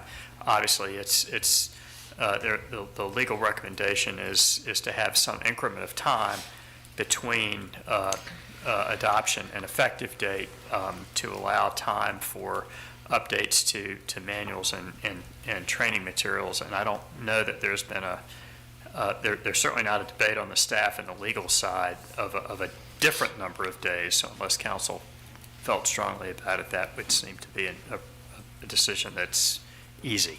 I guess the question is that something that staff feels they're going to be able to do in 60 days? What's that? I'm sorry. The ADU and procedures. Item 3 on your list. Yeah, I mean, we've been drafting those. I We're figured probably. Yeah. Because Yeah. I'm flexible for above 60, but if you feel confident 60 is enough, then I'm fine with that. Yeah, we're aiming to bring the ADU manual and the procedures manual before you all in the month of January. Okay. So then, okay, so that takes care of that. So number 2 and number 3, no, number 2 and number 4 are just words. I mean, you want, It's true. instead of using this terminology is better. Okay, research laboratory, you're updating to say research and development. So you're not changing the concept, you're just changing the, In number You know the 4, thing. there's a list of, if you look at the definition of office, it lists, there's a set of listed examples in there, and we want to add research laboratory into that list of examples that's consistent with our existing ordinance. This was an item that was brought to me by our Director of Economic Development based on concern that, well, and I recognize this, I've worked in the position of economic development. Sometimes you miss opportunities because somebody looks at your ordinance and says, I don't see the exact words I'm looking for, I'm Right. moving on. and so that's what I'm saying, that's what number 4 is doing. Yes. It's not procedural or policy, it's to make everything flow the same way with the same intent. We had some other words and you said, well, yes, it could mean this, and this word, the same word means that. So we need to have one word so we can be consistent in the draft, basically. You're saying we need consistency in the verbiage. Am I right? I think so, where I am right And then Well, item, I'm fine with number 4. Right. I'm fine. On number 2, I had sent an email asking about the term environmental restoration, and somebody was able to point me to a specific place that it's already defined. Oh, in our zoning ordinance. Yeah. I mean, I will be honest, I don't really have a concern about defining environmental restoration. I think it's understood, and if we really run into a scenario where someone's trying to pawn something off on us that's not environmental restoration, I think we'll be able to deal with it. But Okay. I'll also, I'll double check to see, make sure. And I'm trying to check my email to see if I can find where that cropped up, but Help me understand, where number 2 is coming from and what, if any, policy implications are there? Because as I read it, I'm having trouble because it seems like it could be something that's super technical or something that has a meaningful policy. That one is arising from a letter that was sent to all of you from the Southern Environmental Law Center. And so we included it on here so that you guys had an opportunity to talk about it if you wanted to. I've given my answer on environmental restoration. I'm also not deeply concerned about the map issue, but we can. And quite frankly, here's the reference. It's Okay. 2.9.1B2A. It defines an environmental restoration project as projects designed or directed by the city or by a public body authorized to carry out environmental restoration. So it's already in the draft. In our draft. in your draft. I didn't know that. Well, I would just like to review what they sent to us, because quite frankly, I'm not sure what I would be deciding on right now. Okay. And our attorney says we have discussed number 1, or you and James have discussed number 1 under other items? And I believe We, Mr. Stroman actually sent some language on that Yeah. item to the council. Okay, so we're good with that. Okay. So now we're down to number 5, the general indoor entertainment. Yep. Okay, so That was Michael, also subject of the letter that you all received. We have no concerns about making the change that was asked for in the letter. so Michael needs to review the letter, the email from the Environmental Law Center. I almost said Protection Agency. Where am I? Okay, so the Environmental Law Center, and then. I'll just forward it to you right now. Okay, and then the general indoor entertainment, did you say we got an email about Yes. that or no? I don't remember it, but I don't remember it either. So what was the question? Then number 5, allow It general. was in a letter from the indoor- Fry Springs, Fry Oh, Springs that's right, Beach yeah. Club. I don't remember that, but okay. I do remember it now. And you're saying what, Mr. Freeze? Staff has no concern with making that change. Okay. So if we don't have a concern about number 5 and staff doesn't have a concern about number 5, then that has been discussed. Sounds like a go. Recognizing it's going to be by special use permit. Yeah, it's right here. Yes. It's right here after the Yep. entertainment and recreation. Yeah. I just wanted to say it out loud Yep. into the mic. I know, you're just so excited about special use It's- permits. You know what, you're gonna be our special use permit omnibudsman. We'll send them all to you. I might delegate that. Oh, I didn't say that you wouldn't, but we're gonna send them all to you. And from these, just because we've gotten emails about it, I think I know the answer, but does anyone else have interest in discussing commercial uses by special use permit residential districts, or is no one else interested in that? Well, I thought we had decided a couple meetings ago that we had a consensus. Correct. limit. Sorry, the question is if anyone had any interest in revisiting. We had I- 4 out of 5 that were supportive, but Yeah. Mr. Payne That's all right. has Okay. good points, which maybe at some point I'll be happy to come back to them. Well, Lloyd has said we have not made any final decisions. Right, yeah, nothing's final until everything's final. Yeah. All right, so then on this little sheet with the 6 little items, we do not have the maps for number 2, so that's a tomorrow. Right. Okay, no, all right.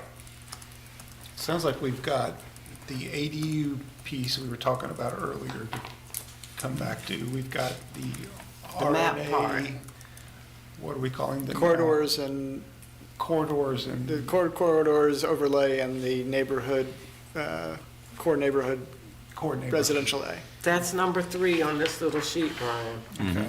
Okay. All right. Well, and the I other think that's issue really is, it. Yeah, so it's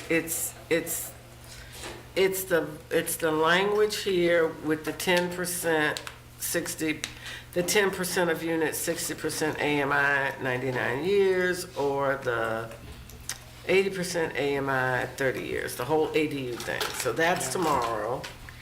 The map that had a few little blips, we're gonna talk about that tomorrow, number 2. And number 3, Mr. Freeze, we need to discuss that? Yes, no, yes. yes. All right, I'm sorry. Number 4, if we're going to get into it, if we're going to get down into the weeds with the RNA, we got to talk about 4. Which list are we looking at? I'm sorry. The one you. That one, okay, got it. Yep. we're trying to help you here. Okay, stay with Certainly need us. the help. And then question, decision 5, generally accept the proposed changes to the ADU provisions provided by HAC. Is that what we just discussed? That's what we've been discussing tonight. Okay. Yep. That's And that- tomorrow. And yeah, so these are what we understand to be decisions that are already made, understanding that I think tonight we asked you to revisit Right. those, and Yep. you are. I just want to make sure that between the different lists, You got I'm it. processing them. Yeah, got it. so we're at 2, 3, and 5. 2, 3, and 4. Unless- Well, you said 4 was if we wanted to get down in the weeds. Well, if we're going to discuss, I mean, depending on how the discussion of RNA goes, Okay. we have to discuss that, it seems to me. I've got you. And All right. we're not, we've already discussed 5. Yes. And 6 So should be about a 2-minute discussion, I would think. I don't know. Well, my understanding had been slightly different. Maybe functionally it makes no difference. But I thought for the student housing, they would be subject to the value gap calculation as yes. opposed to construction, That's but right. could still build on site.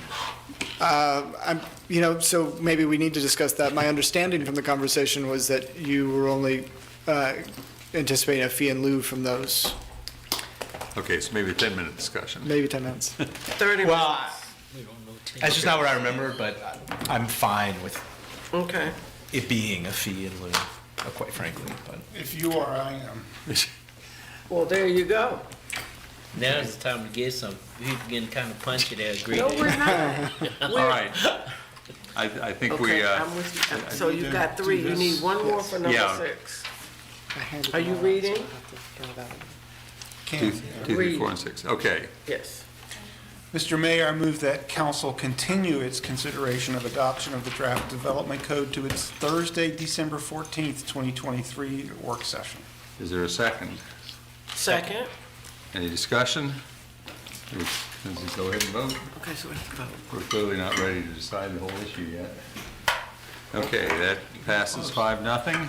Okay, so We will reassemble here tomorrow at 6 o'clock. So we've got, Thank you all. Thank you for joining us. so we've got 2.